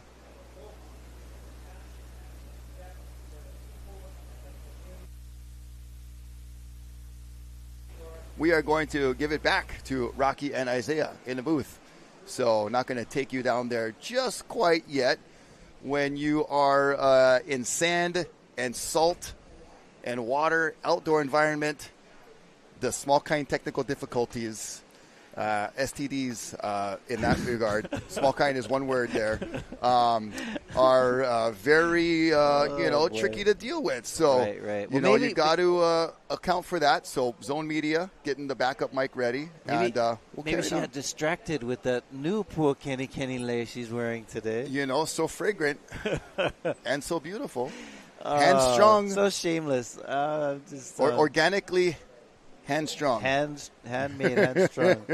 Yeah, if you're with us on... Made with love and aloha. On Friday, I was talking up some of my old man hobbies, and one of those includes hobbies, bro. Making lei, and my tree is just starting off, so it's just kicking off the new season of Pua Kenny Kenny flowers, and so I'm at the point where I'm probably making 2 leis every other day. Nice. And it'll probably get to the point where it'll be about 4 leis. All right. What is your, I know you're stringing stuff there. So, what do you got in the background? Like music or podcasts or backdoor shootout maybe? Mostly it's just, our household is often pretty full, especially during breaks and stuff when our kids are home from college. Yep. And, so it's mainly just listening to whatever they're doing. I have a daughter named Hivalani, and she's quite a young, budding musician. And so she plays a lot of Hawaiian music in the house, which is really cool. Oh, that's so awesome. For us. In fact, check it out. Go to HPR, Hawaii Public Radio. They have for the Olelo Hawaii month. So we celebrate Hawaiian Language Month in February. And how come we picked the shortest month? Shortest month. So anyway, they're having a bunch of Hawaiian music from Hawaiian language speakers, and my daughter's group Kilia was selected to be one of them. Oh, that's beautiful! Oh my gosh! Oh man, Pipeline selected that guy to be slammed into the bottom. Yeah, that was a very treacherous wipeout. We're gonna keep watching, make sure he's okay. This is Team NSB and. Conrad, I think believe. That's Conrad Carr who has rejoined the team. They've been a team that has been subbing guys in and out. Right. And here's the replay. Just gets hung up. Slipped. And the bottom drops out. And there's not much you can do once you're at a certain point. It is just pray that you don't hit the bottom too hard. Because you're going to hit the bottom no matter what. Pipe is all about when. If. This guy, I don't think many people are, he's not a professional surfer. He did have a stint there for a little while, Conrad Carr, but interesting character. I know him because he's a graduate of my institution. Okay. Went to BYU Hawaii. Yeah. And comes from Malibu. And when he was here at BYU Hawaii, he decided to, as many of our students do, decided to go on a 2-year service mission. And went to Siberia. Oh, wow. Learned Russian. Anyway, we'll come back to some of the interesting life turns of Conrad Carr. But I think we got our mic fixed down there at the beach, so we're going to hear from Mahina. Take it away. Aloha guys, down here at the Bonsai Pipeline at the Hui BackDoor Shootout. My name is Mahina and I have Cristobal DeCole from Team Peru. From a scale of 1 to 10, how do you rate pipe today? Well, always surfing pipeline is a 10-point ride feeling. And being out there with your friends is just unbelievable. It's a dream come true. And today the waves are fun. Actually, here and then there's a really good wave coming through. The conditions are perfect. We're having a great day. If you can score yourself, obviously this format is completely different from an ordinary contest. We don't rate the perfect score as a 10. We actually have the highest score being a 12. For your last wave, what do you think your score would be? My last wave, maybe, I don't know, like a high 6 or a 7, maybe, I don't know. It wasn't the one that's like you take your breath out, you know, and you know it's an excellent score in this event. But I definitely take it, and I love the ride. I'm loving the humbleness that you have. I love the support that you guys have on the beach. Jose's been a huge support for you guys, especially waving the Peruvian flag. And he was also a competitor, being a part of the whole SUP division. Yes. What do you feel about that? Well, I think one of our power force is how united we are. And we love coming here to Hawaii and spend time here. And Jose Jarita Gomez has been one of us since the beginning. He's have done this job way long time before us, and love to have him here and support us on the beach with his pure vibe of Peruvian aloha. Well, that's amazing to hear, and you did wrap up on your last heat, so let's just hope that your scores count and Team Peru will be in top 3 or something like that. Amazing. Thank you so much for having us, and can't wait to do it again next year. Amazing to hear that. Thank you so much. And since I've been actually kind of telling you guys to speak Pidgin, it's my turn to speak some Spanish. Viva la Peru! Vamos! Woo! Back to you guys. Love it. All right, Mahina, Hawaiian, Japanese, and Spanish, and English. Got it going on. Thank you for that interview with Cristobal. And you can just feel the gratitude and appreciation kind of beaming through every one of those Peruvians that she's talked to that are so humbled and grateful to be here. Yeah, for sure. What's interesting is Japan we talked about Japan's connection with Hawaii, and but Japan has some interesting migrations of Japanese folks who've gone to South America, particularly in Brazil. You have these communities of Japanese in Brazil. And a lot of them are surfers, too. What I learned at Leeward Community College, I'll never forget because it surprised me so much, is at that time, this was, play the harp music of like going back in time, was early 2000s, that the biggest population or the largest population of Japanese outside of Japan is where? And it was Brazil was the answer. It was pretty, I thought maybe Hawaii, we got a lot of Japanese folks here. But yeah, that is a very interesting connection going back to plantation days. We're talking about Chinese people everywhere. But Japanese, it's a smaller nation. Still lots of people, but, so it's kind of uncommon to think of that. Here we go. Oh, no, take a bow, Conrad. Yeah, that was the ankle kisser. That was very precarious going into that barrel. We'll see the slow-mo replay of just how steep the drop is, looking in the tunnel vision camera. And somehow was able to hold on and at least stay in the barrel, get under the lip. So we talked about that, that entry into the barrel. Yeah. So tricky. And if you get caught, trying to sneak in and get slapped, it's going to be a horrendous wipeout. So thankfully he was able to make it under the lip, but just goes to show you how steep these drops really are. And as you mentioned, he's, back now from Siberia. And doing 2 years over there. The twists and turns of his life story is pretty intriguing. Apparently he was like a real whiz at math. Okay. And had a real math brain. When you interact with him, he's a little interesting character, Yep, eccentric. But went on with that math brain to, I think he got involved with some kind of cryptocurrency stuff. And some financial gains.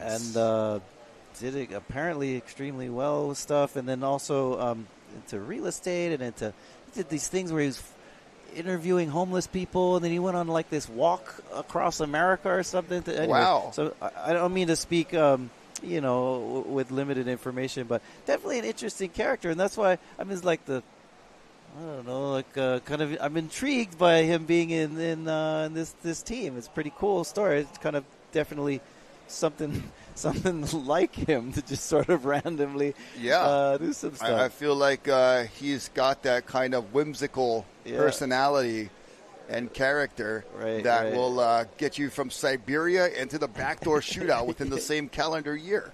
A little bit of Forrest Gump action. But very cool to have him part of the event, and surfing with Team NSB, North Shore Boys. And they're looking pretty strong with Billy Kemper's waves that he's been able to accumulate. Had a slower start than he would like in the first couple of rounds. And then also Baron Mamiya came on a pretty good round 3 and 4 from the other day. And, Eli's been solid. Jamie's been talk about a slow start. Jamie had a bit of a slower start too.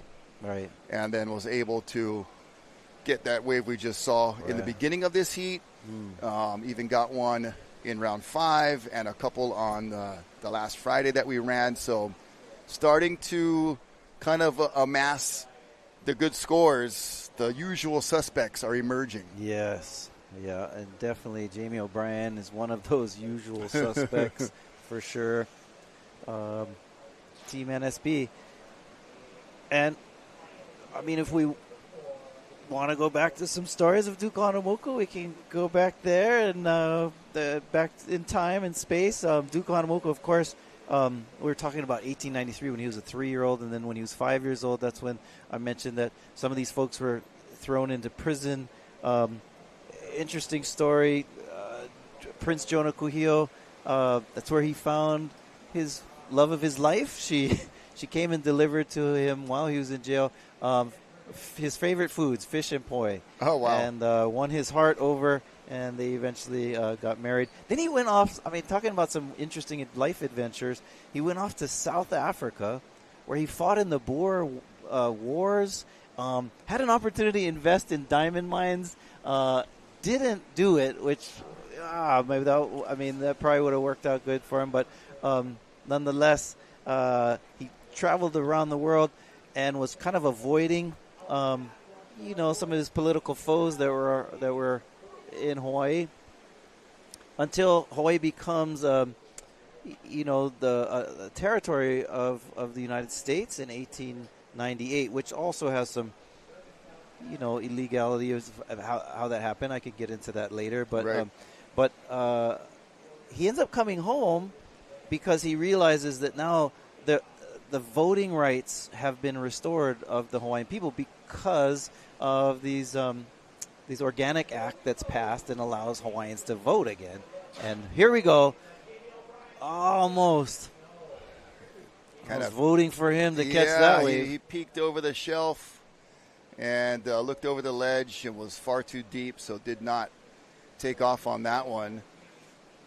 Now the guys from the provisional government that end up, being the ones that overthrow the Queen and such, they were not happy about the fact that voting rights were re-extended to Hawaiians. During the Hawaiian Kingdom, we talk a lot about it's a monarchy, and sometimes, especially Americans, have negative connotations toward monarchies, but it was a constitutional monarchy, so people still had a voice in voting and other things like that. So when the vote returned to the Hawaiian people, Kuhio was next in line to be king. Actually, his cousin Ka'iulani would have been queen, but she died tragically and at a very young age. So he comes home and he's like, I'm next in line anyway. If I go home, I'm going to get voted in. And sure enough, he does, and he becomes the one elected congressman lives in Washington D.C. And that's a time period that Duke Hanamoku is most grown up surfing in Waikiki, is what we call the territory period, which is from 1898 to 1959 when Hawaii becomes a state. So that whole era, interestingly, Duke lives in Kingdom of Hawaii, the provisional government, the territory of Hawaii, and then the state of Hawaii. And look at this. Kala Grace. And he's trying to get through every phase of this barrel from beginning to end, but only gets to the middle of that one. not out the other side, but great effort from Kala Grace. And, that is very interesting of just when you look at the different phases of Hawaii that Duke was growing up in when he was born and what he lived through and what he was able to do with, his skill ultimately was, the foot in the door to all these travel opportunities, to some of these, served as a sheriff in Honolulu. So into law enforcement, just a well-rounded, it's a paddle battle. Very talented person. Here is a talented person paddling for this wave. There we go. No, too deep. Had a little bit of a chip on the end of it that he did not like, and even as someone as skilled and accomplished here at Pipe, Jamie O'Brien saw that probably not the best opportunity there. So even though, when you work that hard for something like that and you get to that point, it's really difficult to pull back. Right. Because you've already tracked this thing for, across the lineup. Conrad. Let's see if we can make one of these. I was interested because it looked like Billy Kemper was, it was either Billy or Barron that was kind of right next to Jamie on that one. I wonder if that means that, you hand over priority to your friend after that, or if there's agreement like, bro, nobody could have made that one. Right. Or if it's like, why you never go? I would have gone. Yeah, the teamwork, camaraderie versus also like, I want to get a good one too.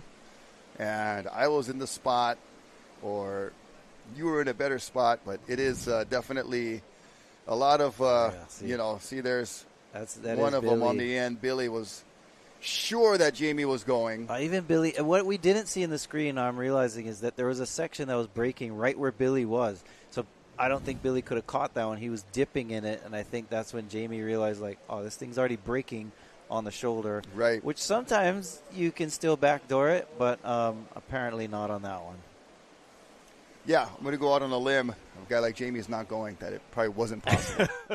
But us couch surfers over here critiquing. Wooden chair patio surfers. We call those in academia armchair anthropologists. Okay. From the comfort of your own home, you can critique the world and society. Yeah. But fortunately, that without changed. even lifting a shovel. All right, just about 10:30 remaining. So Team NSB is 2/3 of the way through their final attempt and sixth round that will determine their placing not only as a team, but we'll see. Can Billy pull the back-to-back backdoor shootout victory? He's still got some time. I don't know where he stands individually, but we know that he's been able to kind of pick through and put together a pretty decent campaign of scores that are keepers. Those numbers, still being analyzed and worked on. There's a replay screen for our judges to look at. We've got a really all-star panel of judges. Barton Lynch, Miles Padaka, Kaimana Henry, and Flynn Novak, who spent a lot of time out here. And Love Hodel was in the mix, and he took off to help the team that is going to Australia. Yeah. The North Shore Board Riders that are competing in a fun-spirited similar type of event like this, but over in Australia. Is it a snapper? I don't know the specific location. That would be cool, because that wave is even way more crowded than this break. Yeah, to have that with a few buddies would be more my speed these days. Looking out, the beautiful drone shots of Hawaii on a Tuesday, the beautiful weather here that we're enjoying with the light easterly trade winds, keeping this lineup nice and smooth. As we saw our Peruvian surfer just say how the conditions are dreamy. So beautiful day here in Hawaii. We're in talking history, something that always stood out to me is the role of surfers in this whole story. From ancient times through the Hawaiian Kingdom times, through the Renaissance and all that. And in fact, that's not to shamelessly plug, but the Waves of Resistance, a book that I Yes, please wrote. get yourself a copy. I have one that is signed and very great source of information and history. And, being a lifelong surfer, Isaiah can't help but look at it from that perspective, right? Take that surfer's perspective in looking at Hawaiian history. I think what started that all is just the experience of being in the ocean and seeing the Hawaiian experience as a child from the vantage of the water. You realize that there's a real different story in the ocean and in the lineups, and there's different hierarchies, and so it's something that always intrigued me. Also, this sense of one of the points that I argue in the book is that the ocean and the waves and the surf is like in Hawaiian there's a term called pu'uhonua, a kind of sanctuary. And I try and make the claim that during the time where things like the kingdom was overthrown, we were talking about with 1893 and some of the hardships faced on land and privatization of land and disease and a variety of other things, the ocean was a kind of a place where there was some stability, some comfort, some access to some Hawaiian roots without the control of some of the negative things that were taking over spaces and things on land. It's a consistent source or element in the sense that, of course, it's always changing, whatever, but it politically, socially, it had never really changed. Right. And escape. And that's the point of me setting up in the book, because the real question of the book is trying to answer, like, why did the Hui start and what's up with this club? Yeah. And if you think of it in that light, you realize the surf was something that had really this deep roots and history and worth preserving and protecting, and so it has a much deeper layer of meaning than like territorial for a particular surf spot. It goes much deeper than that when you see the roots and the historical context of what it represented. Not just the, I want to catch more waves and I want to kick everybody out who doesn't belong here. Yes. There's a much more involved and deeper thought process for it. Well, under 6 minutes now for Team North Shore Boys. Hey. There is Mahina Chillingworth, Uncle Craig Inoue, and Uncle Raymond right there. And part of the, the brains and bones of the operation that is, putting this event together. We talked about it at the start of the broadcast, just how much work goes into planning the event, getting permits, getting sponsorship, arranging our media coverage, and it's just a once-a-year thing, but it's almost a year-round job. Maybe there's a month of breathing time after this is done, but the production side, all of the things that happen behind the scenes are just a lot of work, and it seems easy to do from an outsider's perspective of, you pick a waiting period, wait for Pipeline to do its thing. It'll do its thing, and so at some point, and it's just not that easy. And Mahina, thank you so much for everything that has gone so great for this event and getting our teams involved. 8 teams, 5 surfers each, and all vying for the team title and also the individual champion title. Yeah, and I mean, what's adds to a wrench to the whole equation is the fact that at most sporting events you can plan it, the exact time, exact day, what it is, but this, we wait for waves like this. Yeah, and conditions like this, and it, takes a lot of patience, a lot of, determination, and looks like, okay, he seems like he's okay. He's above water. The board was sticking up. I couldn't see him behind the board. And looked like he may have looked up in some sort of potential agony, but hard to tell from this vantage point. And he looks a little gassed here. Not moving as swiftly as he was in the beginning of the heat, but Pipeline will definitely hand out its, your dues receipt. You got to pay your dues. A lot of side slipping. That was a hefty payment right there for Conrad Carr, but You know, and apparently he can afford it. What percentage? Let's just, I mean, maybe from your experience of surfing pipeline, what are the odds of you on a wave like that hitting the bottom? Is it like 1 in 5, 1 in 2, it's 1 in more 20? Like 4 out of 5. Wow. Yeah. You're gonna. It's not a matter of if, it's when, and it's also like the severity. Yes. Sometimes you'll graze it, or it's always there. You feel it almost every wave that you wipe out on. If you're lucky, it's just your feet touching it. Your you push feet, off or of maybe it. like your hand or whatever. Or sometimes you slam and you're like, "Ow, that hurt." I've been like very fortunate, having horrible wipeouts that I never did really hit my head too hard. Yeah. I did get staples, on a portion from one grazing, and never been put out for more than like 2 weeks. Right. I've had some where I hit my elbow so hard, like pile drive into the reef, and just can't move my arm for a week or two. Wow. But nothing broken, thankfully. But it, countless boards snapped and broken. And some boards where you just, this thing is so magical.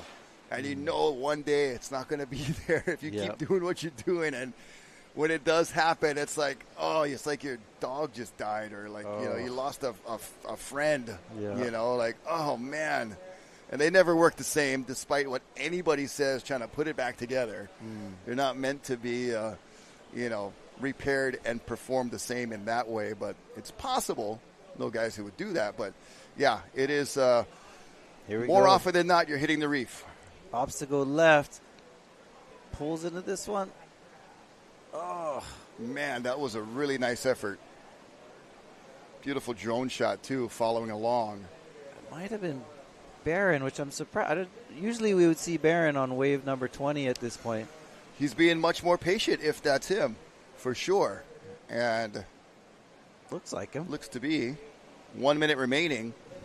Team NSB is giving it their last best effort. And Barron was way deep behind the foam ball that you see ruffling through that barrel. And see if he gets a ride from Water Patrol with 45 seconds. I don't think they're only picking up folks from the backdoor section. So unless you're in need of assistance, they'll let you paddle back out from the left. But now, to surf 6 rounds in any competition, like usually, it was mentioned, Mahina was talking about this too, that this isn't an elimination round, right? So right. In a normal context test, the winner is the guy that surfed the most throughout the day. Right, the finalists, keeps those getting guys. smaller and smaller, but to have everyone surf 6 times is quite a thing, quite a feat, and quite a privilege. We're talking like us for easy math, 30 minutes per heat.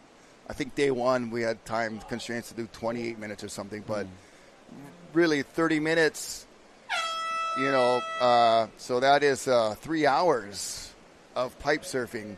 And we'll be back with more pipe surfing when we return after this short break to the Hui BackDoor Shootout. Stay tuned for more action like that. Hui ho.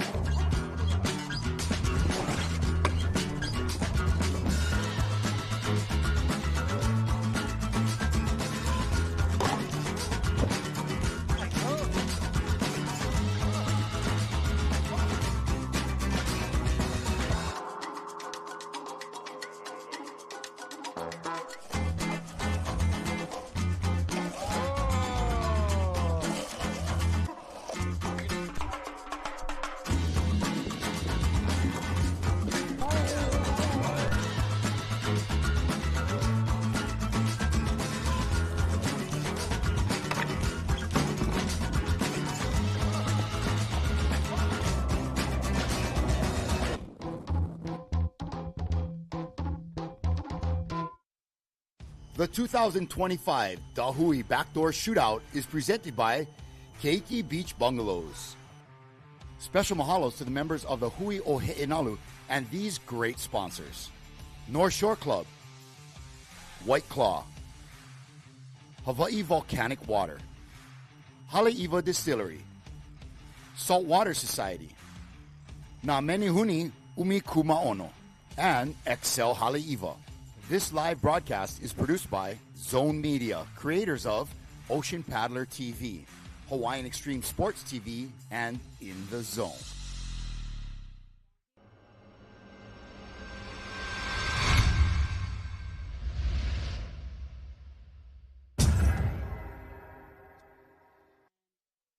Oh, the beautiful aerial shot never gets old of the Bonsai Pipeline. We're looking at the setup here of the Hui BackDoor Shootout 2025. And we are in heat number 3 of this round 6. That will be Team Snapped 5. A lot of numbers were thrown out there. Mason Ho, Benji Brandt, Josh Moniz, Clay Marzo, Parker Coffin. There's the lineup there for Heat 3, Snapped 5. And round number 6, the final showdown for this, the Hui BackDoor Shootout. It all comes down to this: Rocky Cannon with Isaiah Walker.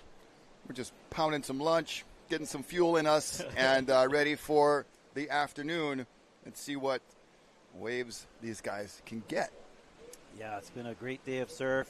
We've had some action during the break. We take a look at what we missed with the backdoor shootout replay. It looks like Mason Ho. Oh, Thundercats. He knew that there was not going to be an opportunity to come out of that one. I believe that's Benji Brandt. And Eli Olsen. Was previous heat, I think, of making Eli. his way in. But that was a pretty good one from Benji Brandt, looking at the aerial view, courtesy of the Zone drone. Jeez, taking you from the sky, looking down. And then we're going to get down on the beach with Mahina Maeda, who's standing by with Jamie O'Brien. We are down here at the pipeline. My name is Mahina. I'm here with Jamie O'Brien from Team North Shore Boys. I get kind of confused, obviously, because everyone's a North Shore boy. Yep. Speaking of your last heat, that was your last heat of this whole event. I feel like that very last wave that you had where that sketchy drop was kind of your wave. Yeah, it was crazy. That wave came in and it popped up a little bit further than normal because the waves are like really peaky when it comes in at the 315-degree angle. It really chips them up, and I was like trying to get out to it because I wasn't far enough out, and then it's like mid paddling halfway up the face. I just turned and Billy's like, go! I was just going no matter what. Drop was super critical, super late. I mean, honestly, everything I love about Pipeline, just that factor where it's like the oh shit factor where you get scared, and made the drop, then had to navigate to pull up and get under it, and the wave was just going nuts inside foam balls, and it started spitting, and I was just like, what? That's why I surfed this contest, is just to get a wave like that alone. I feel like you're very critical with pipe, knowing every detail about it, saying, like how you just said, 315 degree. Speaking of being overly critical when it comes to like different levels of drops, I feel like that drop that you specifically had on that wave was ultra critical. And can you tell us the reason why you think it would be an excellent score? I think maybe it was one of the bigger waves of the day. Heavy drop. Scary. Those are the ones you fall and you get hurt. So I was glad I didn't fall. And just a lot of dynamics going on in the wave. It was not an easy wave to be ridden. I barely made the drop, barely made the barrel, barely made the foam ball, and spit out. Heavy spit. I don't know. I just felt like it should be an 8. Hope so. The judges have been a little harsh on the boys this go around, but obviously there is 12s out there, and they're holding back and waiting for it. So I don't think I was a 12, but I'm pretty psyched on that wave. It definitely ticked all the boxes from what I saw. And then I guess just kind of a little bit sidetracked, but you have Malia, who's been doing amazing, board caddies, not just you, but all the other boys in the contest and stuff. Yep. How is that having? She's right here on the side. Yeah, she's been great. Halfway through the contest, she's like, I want to be your board caddy. I was like, we're on. And she's bringing the good vibes, and we're loving it, and couldn't have done it without her. Well, Well, that's super amazing to hear. And, shout out to Malia. She's doing an amazing job being the board caddy for all the boys. And Come say hi. This is my board caddy right here. Here's a couple of things to say. Thanks to my family for letting me skip school. Thanks to all my sponsors for just setting me up with all this stuff. And thanks for Jamie for being so nice. And Uncle Eddie Rothman for getting me in this event. And yeah, that was all done. And thanks Mahina for letting me interview. Future of the North Shore right there. Let's go. Well, that's great to hear, and congratulations, and we'll hope to see that there's more. The results will come in with a really good result. Thank you. Back to you guys. Thanks, Mahina. And JOB, breaking it down for us. I like, we talked earlier of surfers just, automatically become like amateur, like blue-collar meteorologists, just by trade because of the passion for the ocean and environment. So, talking about the degrees of where the swell's coming from as we watch this swell. Gosh, that was Parker Coffin going over backwards. Clay Marzo, yep. Pulling into this one, isn't able to come out. Oh, that wave of Parker, though, is heavy. Oh, it's so scary if you catch your outside rail like that and you're a goofy footer and you're going over like backwards, looking at the lip following you down, just knowing that your imminent destruction is about to happen. And then that point you go, I like people say, you can claim you're not religious until you're in a foxhole. You can claim you're not religious until you're going over the falls at Pipe. You're like, please, God, Jesus, oh my gosh, this is going to be very painful. And checking his board, Parker looks to be okay, thankfully. And how about Grom, little Malia getting in there, and she's been helping out with different kinds of broadcasts and helping, obviously doing Jamie O'Brien's board caddying, and then Parker. Oh my! Just ultimate vulnerability at its worst, or backwards, however. But oh my gosh, it Head is like first. Oh yeah. That will be a crazy freeze frame. Well, it's scary too when you hit the water going that fast straight on your head. Your neck can tweak. Yeah. It's very.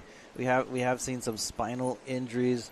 It's not good. But some of our professional surfers, when they're surfing these kind of waves, can get some pretty heavy injuries. We do have us downstairs in the Volcom house here. We have some. A brother that's adjusting people and doing Jeremy the massage, Rice. Jeremy Rice. Thank you very much for coming down here. And we've got, obviously Hawaiian Water Patrol is our first responders in the lineup and in the water. They have their, kits and capabilities and initial treatment. And then, having different folks here with medical experience helps so much to respond if needed. And then, on Sunday we were enjoying the beach down at the Gas Chambers Sandbar. The sand has moved all the way down there. And I heard so many sirens. I don't know exactly what happened, but there were a series of sirens along the highway, and that's, more often than not here on the North Shore, ocean-related. So a big shout-out to all of our lifeguards. Mahalo, you guys and girls, for just the daily duties of beach and ocean safety and, reporting to work, looking after all of us that enjoy the ocean and the beach, no matter the experience level, the ocean can have a way of overcoming, and it's so great to know that you guys are there. Thank you. Yeah. And again, we've talked a lot. We're fortunate on day 1 and 2 have Cliff Botello up here, and he works, of course, with the Water Patrol. And here we have a rider. That's Clay. Like Clay Marzo, standing tall, making it look simple. Oh, brah. Play-Doh. Play-Doh. Because Clay. Got it. Our pun master. not master of dad jokes and puns. Right, exactly. Clay, beautiful. DAD, dedicated and domesticated. That's what DAD stands for. Okay, we saw that Little water shot for Clay Marzo, the tunnel vision from Hawaiian Water Patrol and Zone Media. Getting you all the angles. That's our land shot right there, looking from the pipe side. Yeah, from almost Ehukai Beach Park angle a little bit. Yeah, looking into the break. Such a great angle to watch the pipeline from. And then we have our other land shot that checks out backdoor and then straight on. It is... full coverage here for Zone Media. Thank you guys for watching, and mahalo to our sponsors. Keiki Beach Bungalows, been at it the last few years sponsoring this event, but they've been around for a long time and kind of the under-the-radar great beachfront place to stay when you want to have a little more privacy, a little more individual service. It's really great to see what they have there at Keiki Beach Bungalows. Mahalo to the North Shore Club, community by Arete over there at Turtle Bay. So multiple options here in the North Shore, but kind of two ends of the spectrum. But Arete and North Shore Club doing native plant restoration and doing other projects there at Turtle Bay. And also mahalo to XL Haleiwa, Haleiwa Distillery, White Claw, Saltwater Society, Pete and Jen doing... some great stuff. Paul and Jen. And they slid me some threads the other day. And happened to run into them down at the beach. And they had some stuff and doing some cool things. Not only putting out some good material and good threads and a cool concept, but giving back a lot. So we appreciate that. Hawaii Volcanic Water, the most purified water in the world. Mahalo. And Namenehune, Umikumaono. Thank you very much. Beautiful. And if you have any interest in all of these, you've got a smartphone. Check them out. Get on there, especially Namenehune Umikumaono and Saltwater Society. Some of the names you might be hearing for the first time here. Yeah. Beautiful day here on the North Shore of Oahu. You did mention there's limited places to stay, though, on the North Shore. Most people, this is a countryside. Yeah. As we often refer to town and country, and countryside has, it's not like Waikiki, and we like it to remain country. It that way. But so there are, it's kind of cool to have, like you're mentioning, the Keiki Beach Bungalows and others as options to stay. But the North Shore is it's a small community. It's where the birth of the Hui Inalu took place nearly 50 years ago, as we're celebrating 1975-76 as a very pivotal moment in Hawaii's history as far as modern history. The 1970s ushers in what some people would call a Hawaiian Renaissance, even though, as I mentioned the other day, Uncle Cy Bridges no like that term because he says, bro, in Hau'ula we was always doing what we do. Yeah. But nonetheless, there is a rebirth of a renaissance, I suppose, of language, of canoeing, especially the double hull voyaging canoeing, and also, of course, protecting spaces that for a lot of our local and Hawaiian members felt like it was being challenged and threatened and worried of being extinct. We talked about native species and preserving those. That's a good thing, but also the living human cultural elements we want to preserve as well, including language, surfing, canoeing, and a variety of other arts that we celebrate here in Hawaii. Beautiful drone shot looking into the wave here at Pipeline, which is the left. Yeah, look at that pullback, straight on shot of the complete wave that we just saw break, going to the right and to the left. There's the shot of the lineup, pulled in close on our surfers for Team Snapped 5. 16 minutes or so remaining. So approaching the halfway point and getting down to their final attempts here for round 6. This year's the Hui BackDoor Shootout. Looks like Josh taking a look at this backdoor wave. Paddle, steep drop. Let's see if he can come out of this one. So man. Close. Gosh, so much of these drops have been like a lot steeper than what we're used to seeing or what they appear to be when they're paddling for the wave. Yeah, everybody's got their toenails scratching on to the deck of their board, trying to make sure that they stay connected. And it does, it's a good observation because it does seem to cost a lot of people that ability to kind of get that bottom turn in that gives you the speed to come out of the barrel. Yeah, so you're trying to keep your fins and your rail engaged to have the best chance to kind of knife through that bottom part of the wave and then pull up into the barrel. And whenever your rail or your fins become disengaged, you lose that traction, and therefore it affects your timing of getting in the barrel, your ability to, maybe not even get in the barrel. But it is, a very delicate art to lose traction and land on the bottom and still be able to bottom turn in the barrel. I've seen Johnny Boy do it at this event, the very first one. I saw it live on the beach here. Blown away by how he did that. Wow. Yeah, JBG.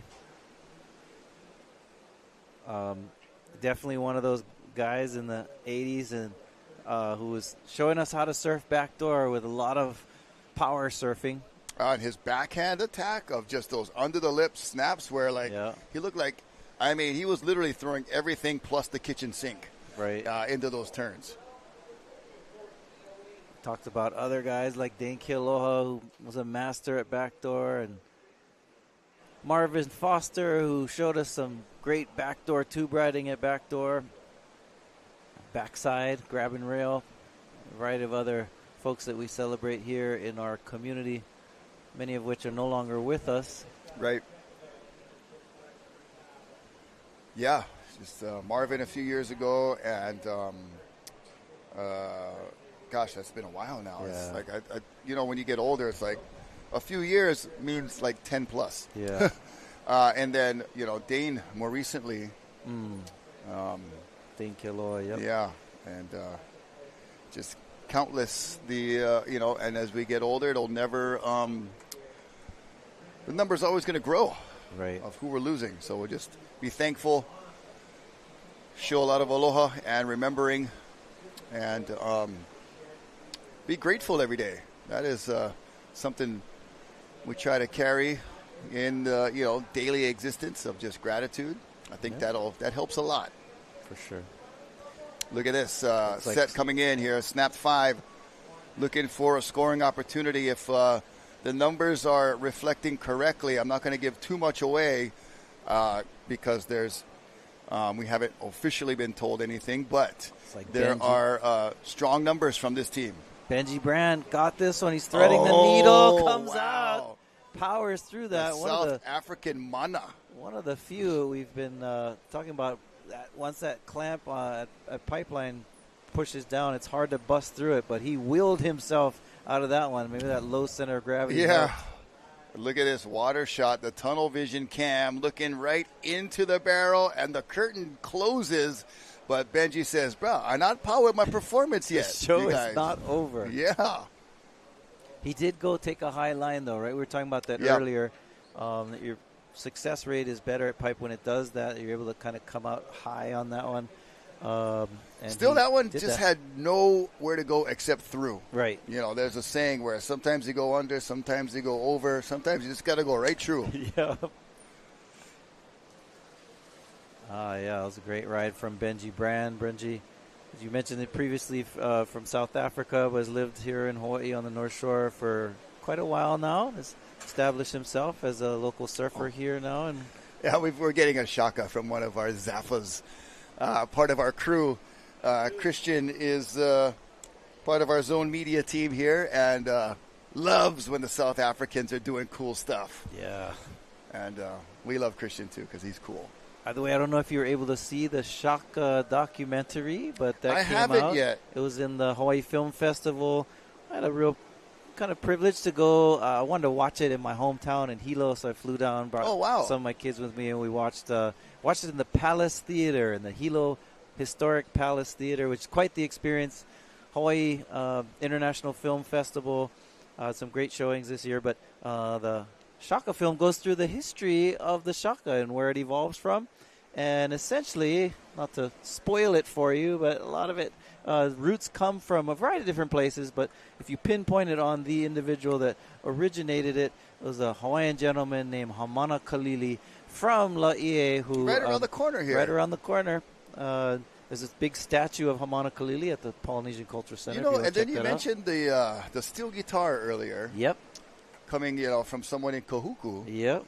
I mean, bro, get some innovators. Some really cool random innovations and origins of things that you may have never known. But I just the North Shore, being a lifelong resident here, still continues to amaze me. Yeah, for sure. The more information you find out about things, and the deeper you dig into history. Here's Mason Ho, another North Shore brother from Onatamata.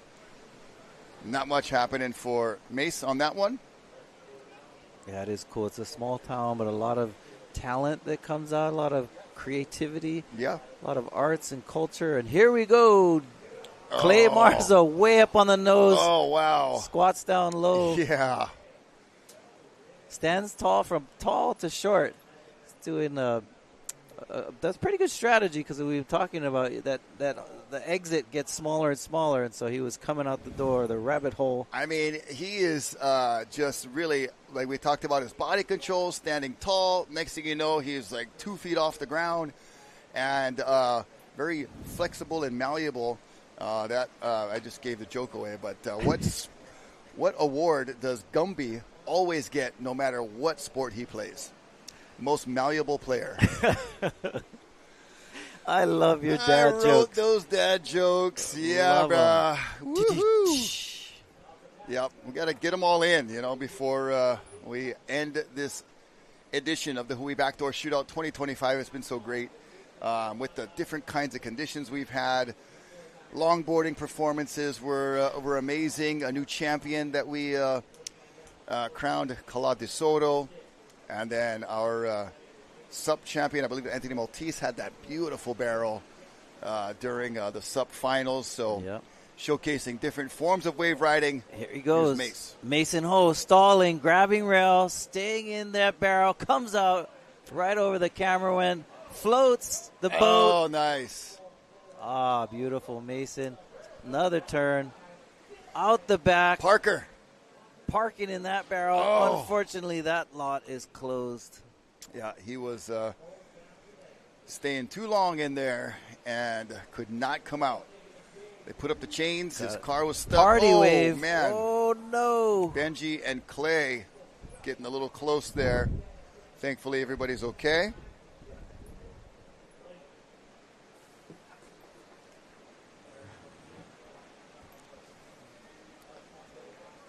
Been a couple of party waves in this team today, yeah. But hopefully they're all good with the fun.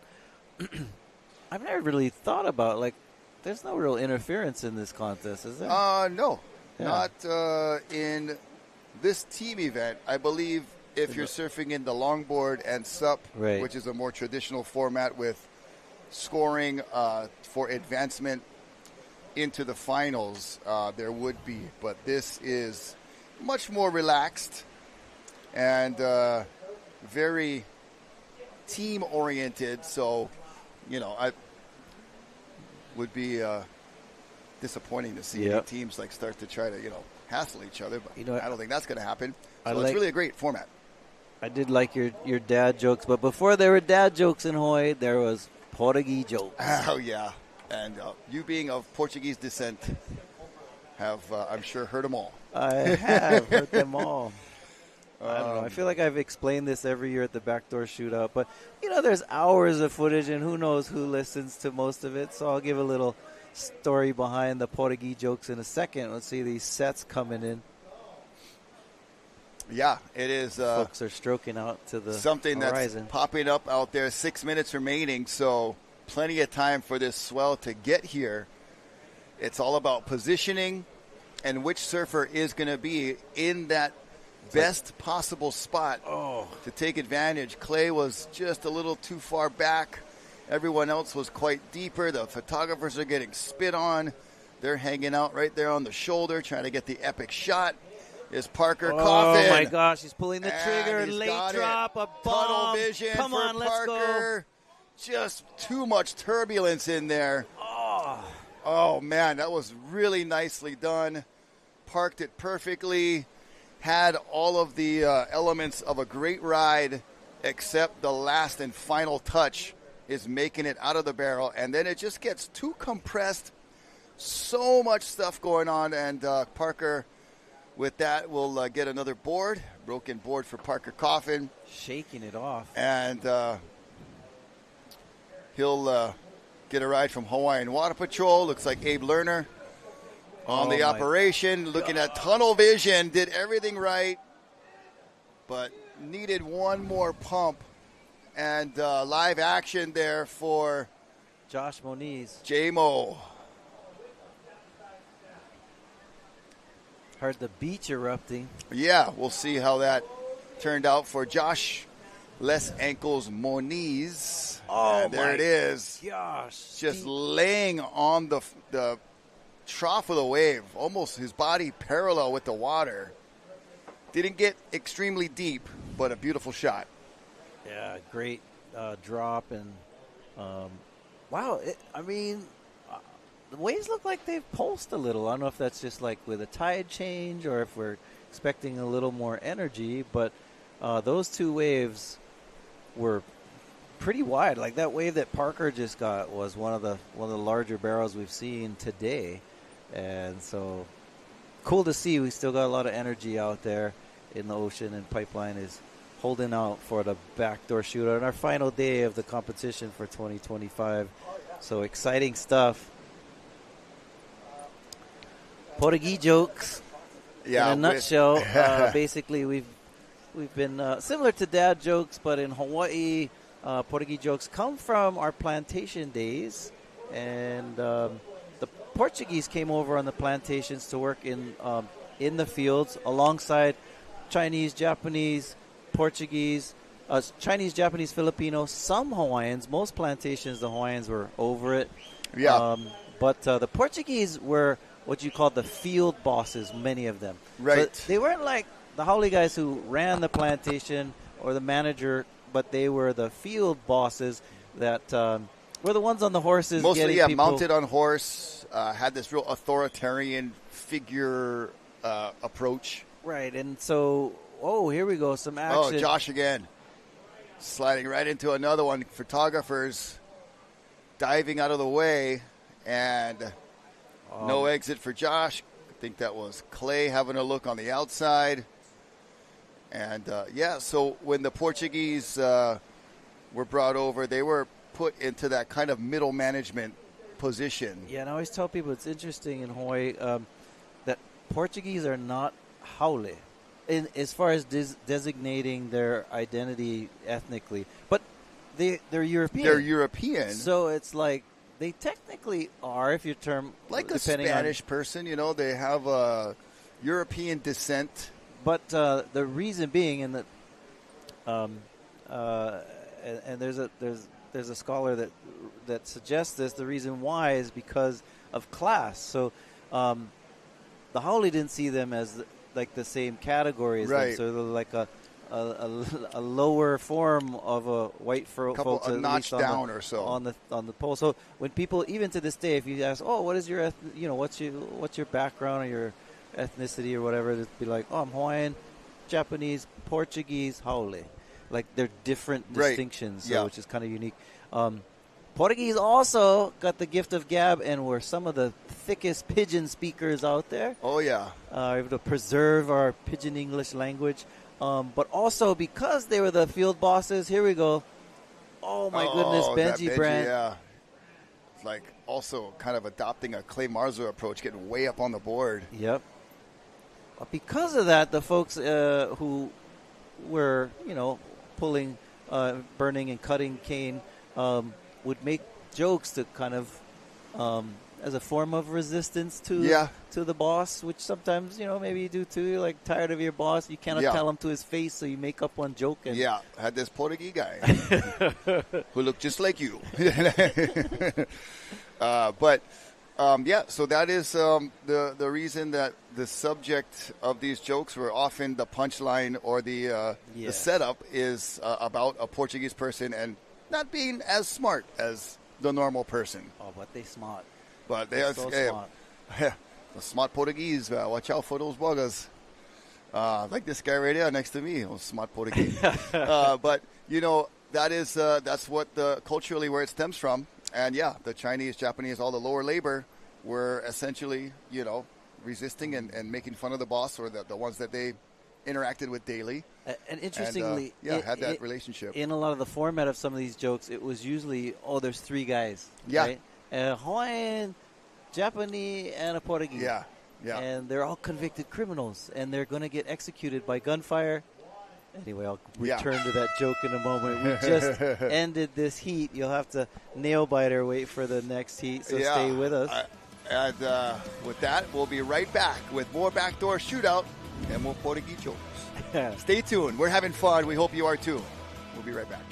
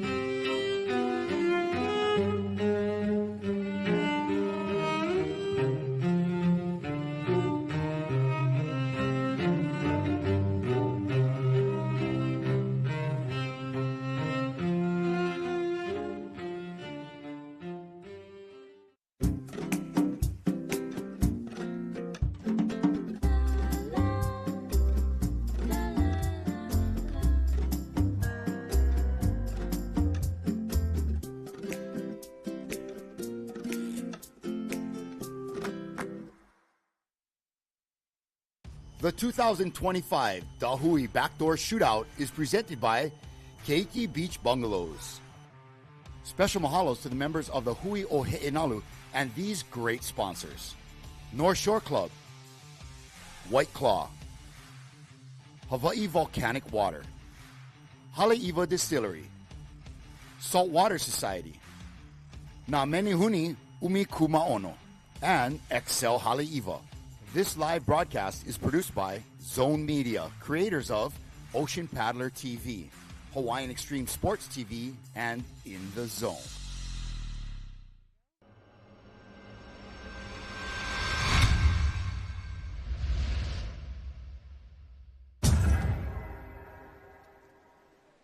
All right, there's a beautiful shot. Look at the rooftop. It is all spaces being used for viewing and for sun tanning, collecting some vitamin D here at the Hui BackDoor Shootout. There's the scaffolding with our judges.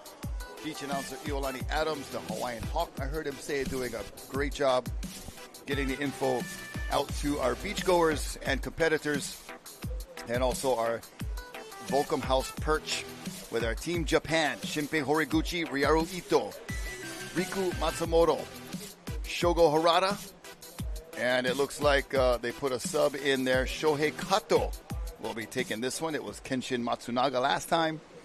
And Shohei Kato getting the call.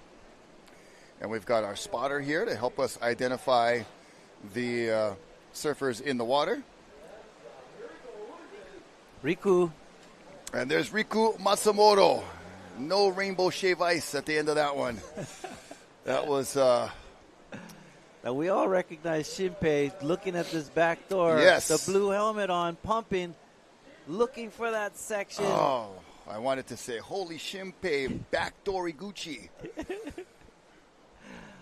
Oh. Yeah, we're going to keep it rolling and keep it flowing. Keep it rolling and flowing. And got more shout-outs from the UK. Dave Hunt watching way over there across the Pacific and the Atlantic Pond, depending on which way you go around the world. Here's Shimpei. Thought he was going to lock into a nice one, but the barrel just didn't open up and would not let him enter. Hawaiian Water Patrol will probably be swooping in here soon and helping out Shimpei, but want to say thank you to all of our viewers and folks that have been tuning in and watching from around the globe. Well, maybe it's time for the finish of the joke. Okay. So, Hawaiian guy, Japanese, and a Portuguese guy. They're all convicted criminal. They're going to be executed by gunfire. So they're going to get shot. They go up to the line, and the Hawaiian guy says, "Hey, bro, you on plan, cuz we go distract them. As soon as they about to shoot us, you could distract them. I could run away." So he goes, try watch. So Kekoa goes up. They're about to execute him. Say, ready, aim. And he says, volcano. Watch out, brother. Volcano erupting. Erupting. And pretty low security prison apparently here. so. But like a James Bond movie. He manages to distract them enough to jump into the sugarcane field and run away. So Mr. Sato realizes, oh, yes, I can do this. Same thing, it's his turn. Ready, aim. He goes, tsunami coming. And again, successful, runs off into the sugarcane and gets away. And Mano, the Portuguese, says, I know if I do this. They put him up, say, okay, ready, aim, fire. Yeah. Calling out fire. In front of a firing squad. There's, in a nutshell, the Portuguese jokes, the way they've been written over the years. Anyway, and we heard the origins and the roots and reasons for those kinds of humor that we have here, which, Mr. Sancho Lee is one of my favorite songs. Sancho Lee. Which is a song, if you don't know what it is, it's a song of just, about all the different ethnicities and cultures we have here in Hawaii. And we're all able to make fun of each other. We do. And laugh about it because a lot of us are all of those ethnicities anyway already. Right. We're, a lot of mutts and poi dogs here. When you talk about mixed ethnicities. So we're very, desensitized from all of that. And I hope it stays that way. And it seems to be, we're very unique in the way we do things in Hawaii. And it is, most times, no offense intended. Sometimes, yeah. But that's the way we roll. And we love it here. And when you guys come out and hang out with us and visit and experience, we like to show you that same kind of, not only respect, but it's almost like if we tease you, that means we like you. Yeah. That's kind of the barometer there. And Hawaii does have a long tradition of some really good comedians, right? From Replinger to many others. We got some cool comedians that are still around today. They're Tumua and Andy Bumatai, Island Magic Mike, Andy Bumatai. I really like Augie's always Augie hilarious. I went to one of Augie's shows. Actually, David Stant went on a double date. David, Laurie, and Rebecca and I, they took us out to watch Augie T and Lanai. Oh, right on. Of all places, at this small place in Pearl Ridge Shopping Center. Oh, yeah, I've seen that place. So I'm getting my material together. But, I've been talking about it. Hilarious. Making an appearance there one day. Very fun. But, yeah, such good, wholesome, too. It's not, I don't. One raunchiness has its place, but I like when you're a comedian that can pull it off. Just about good, fun, everyday material. Yeah. That's really respectable. I always thought it'd be fun to get Island Magic Mike up on the mic with us over here. He surfs and. But he's from around the corner. Yeah, he used to. Went to Kauku. Yeah, a musician too, drummer for Sheriff Brown back in the day. Wow. Awesome. But yeah, it is a lot of talent besides surfing that Hawaii holds. And you're right, Rocky. I mean, we have to be able to laugh with each other and sometimes at each other because Hawaii is one of the most diverse places in the world, right? Yeah. And in fact, when Hawaii became a state in 1959, some of the critics who were kind of against it were like, well, it doesn't even look like America. Like, look at the people, look at the place. It's, it's just not the same. And that's what makes us special. We do have a lot of different peoples that come from different places, and Hawaiians didn't discriminate against who that they had bebe with. Yeah. And so we have a lot of mixed, we call them hapa haole, and a variety of other terms for being of diverse background. And here's a beautiful Shimpei. wave. Shimpei comes nice. out. Oh, thankful, showing gratitude, very appreciative of that barrel, and what a class act, Shimpei Horiguchi. He's, now part of the veteran status of Team Japan, but I remember when he was just a young, aspiring Japanese surfer, and always charging big waves, shredding small waves, and now getting barreled at pipe for Team Japan in the Hui BackDoor Shootout. That was a great barrel ride. Yeah, it was very technically sound and not easy to navigate. I mean, he, from the peak, it was behind the peak. He rode it well. It was a steep drop, pretty wide open pit, and came out successfully. Good job, Shimpei. Beautiful day in Hawaii, looking at the west end of the island. If you look where that cloud is to the right of the screen, you see Kauai, which is a rare thing to see Kauai from Oahu, but I have seen it once before.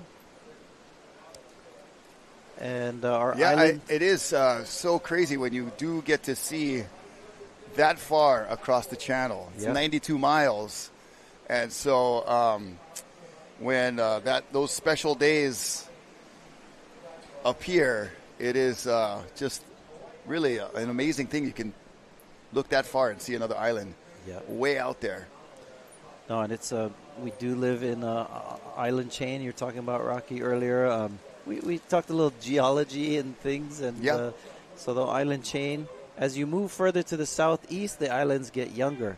Correct. The further back, and you mentioned Kauai is one of our oldest islands, but there's actually many other islands who've already sunk.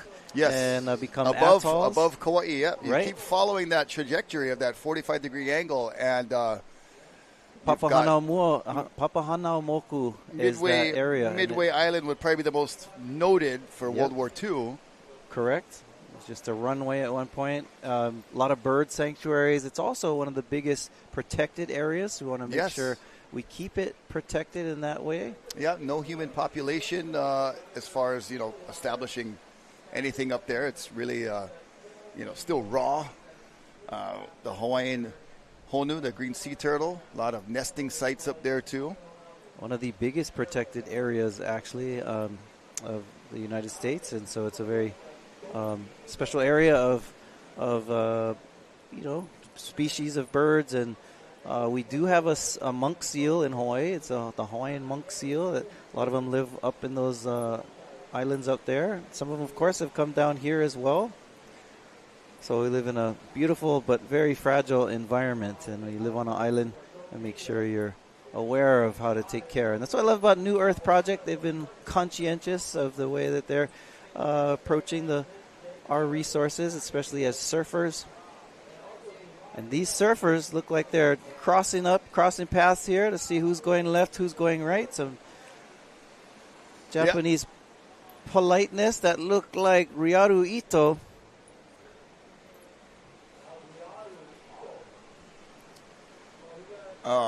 That was Ryaru, and this is Shohei. So Shohei Kato showing us how it's done at Backdoor. He's got the GoPro mount on the helmet. We'll see if we get that queued up, but really nicely done there for Shohei. And looking again on the inside, like, I might just get one more. Turn around. Is he? Almost. Thinking about it. So here's beautiful Shohei, and a lovely view from inside of that barrel, I'm sure, and standing tall, making that look pretty easy. That was nicely done. Love it. Our surfers from Japan, Team Japan, is always has a great showing here at the Backdoor Shootout.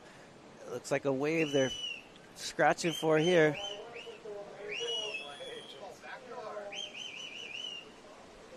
Oh, look at this, grabbing the rail from the drone, now to the land shot. Shogo. And Shogo works smata, not hara, harada. You. Shigo. He was really knifing that board in there, had to do some negotiation, and we're going to check the replay, the tunnel vision cam, looking in to Shogo. And, Beautiful. Nice work there. Very well done. And like I said, it works smata, not hata. Smata, not hata, harada. Yeah, beautiful waves for Team Japan. And the ocean is still staying really active for us here at the final day of the backdoor shootout. We've been blessed with some great waves. Day 1 and day 2 were kind of death-defying, monster surf way out on the second and even third reef. We even had our competitors sitting out way out there with guys like Mason Ho and Josh Moniz and others were charging those bombs and doing the roll-in. Even Team Japan, I remember Shimpei catching one of the longer waves of the day of the contest from way outside. But today, it's mostly focused just the energy on this first reef and able to see a lot more rides being ridden. Fewer cleanup sets, which is nice for the competitors, right. Although we've seen some horrific wipeouts. Parker Coffins comes to mind of just flipping over the falls backwards, head first, broken Bethany boards. had a wave that she was taking over the falls, and just a couple of gnarly carnage-looking wipeouts that were thankful that so far everybody's been okay. And we got some Auntie Lolo's cookies delivered to our booth. Oh. Yeah, these apparently, because Lolo means crazy. Crazy. They're crazy good. What's crazy good or what's in them, I'm not too sure. They're crazy good, Auntie Lolo. Thank you very much. Chocolate chip peanut butter. In these. Yeah, I think they're, mostly all-age kind cookies. Thank you for joining us here at the Backdoor Shootout. We're on the patio here at the Volcom Pipeline House, the historic Jerry Lopez house. Enjoying this beautiful Tuesday afternoon with you. Yeah, it is Takeoff Tuesday. Here we go, taking off on a nice one at Pipe. Oh, split Look at that peak. dual vision. Oh, chameleon camera. Riku. That was Riku Matsumoto. That time, the Rainbow Shave Ice was available. And he got the ice cream on the bottom and aired it. That was a DOD high level. Oh, man. Didn't look like he was going to make it. But degree of doubt. Shooting out of that one at the Backdoor Shootout. Oh, man. What a great wave. And I love the chameleon vision, I call it. With the one eye watching backdoor, the left eye looking over there, the right eye looking over here, pipeline. Oh, man. Great work by Zone Media. Awesome work by Shimpei Horiguchi. I don't think he made this. We were watching Riku and then Shimpei. What if they both came? That would have been crazy, but watch Riku Matsumoto. Beautiful. Stands tall, so deep. Didn't think he was coming out. And no way. Dabra, here we go. That might be the wave of the event so far. At least wave of the day. There was some. Surely wave of the day. Yeah. Degree of doubt. Really high on the scale there. Although, I don't know, man. Jamie had an insane one earlier. We're not judges. We're just commentators. Yep. We don't make the situation. We just state the situation. But definitely that was one of those, didn't think they were coming out, came out, amazing ride. And the way he went into it so casually as we watch, is that Ryaru? Ryaru Ito. That's Ryaru Ito at backdoor. Oh. So Riku and Ryaru are the goofy foot surfers for Team Japan. Live action. And look at this Shogo, one. deep in the barrel. Come on. Oh! Shogo works smata, not hata, harada. Oh. Ho! Team Japan putting on a show. We spoke too soon. We called one of the top waves, and that one, I think, topped it.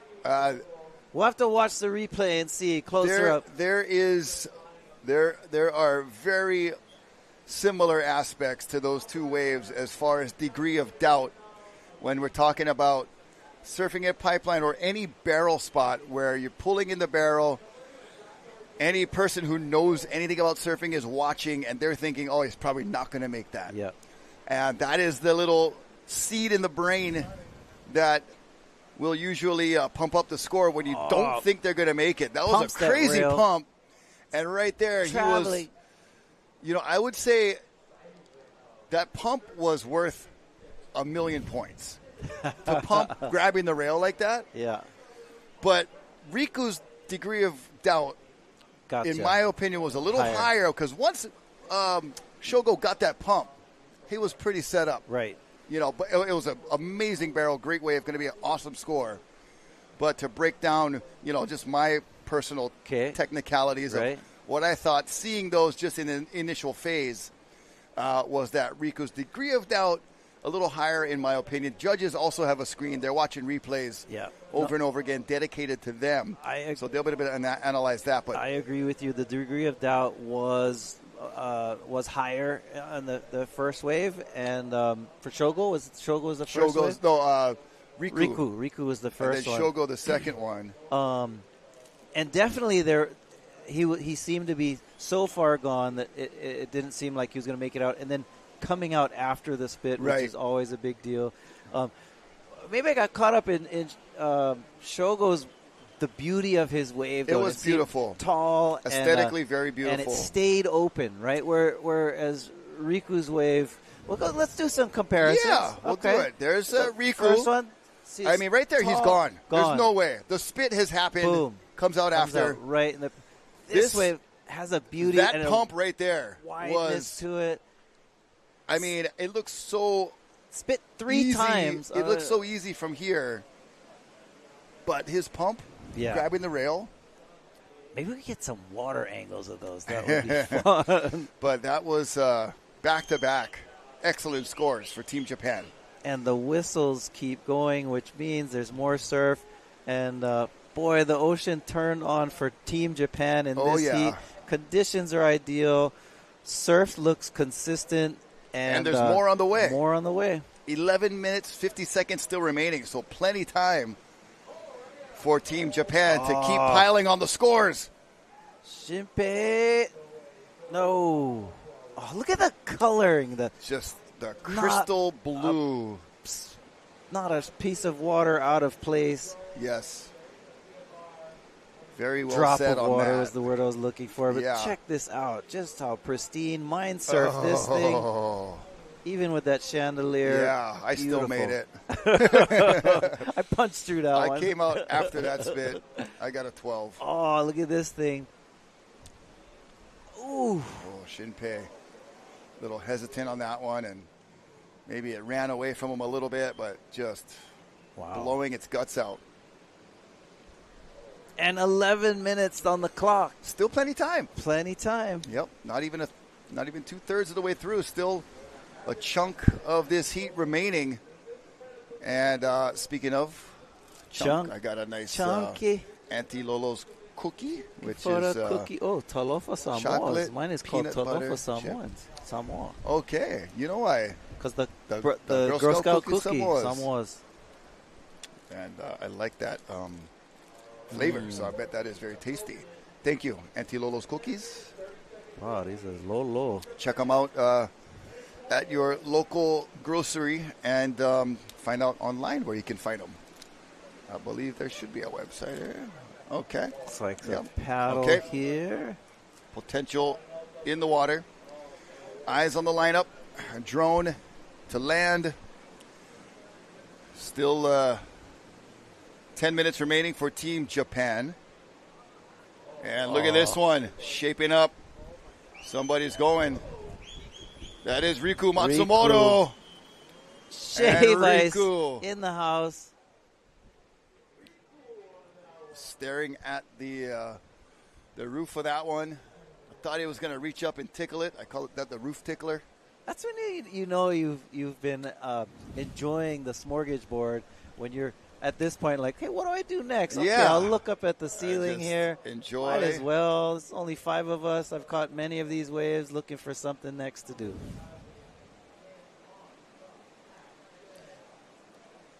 Yeah, beautiful, pristine conditions right now at Pipeline. The backdoor shootout. If you're just joining us, this is the 2025 the Hui BackDoor Shootout. We are into round number 7, heat numbers. Round number 6, heat number 4, Yep. And we've been doing this. This is our 4th day of competition, and scored some incredible waves. And what's your thoughts? I hear a lot of people saying that the backdoor shootout always gets the best surf of all the competitions I mean, it's you're partially, there is an element to that, Right. but I think the vibe is so good. Some of it may be psychological. Okay. Because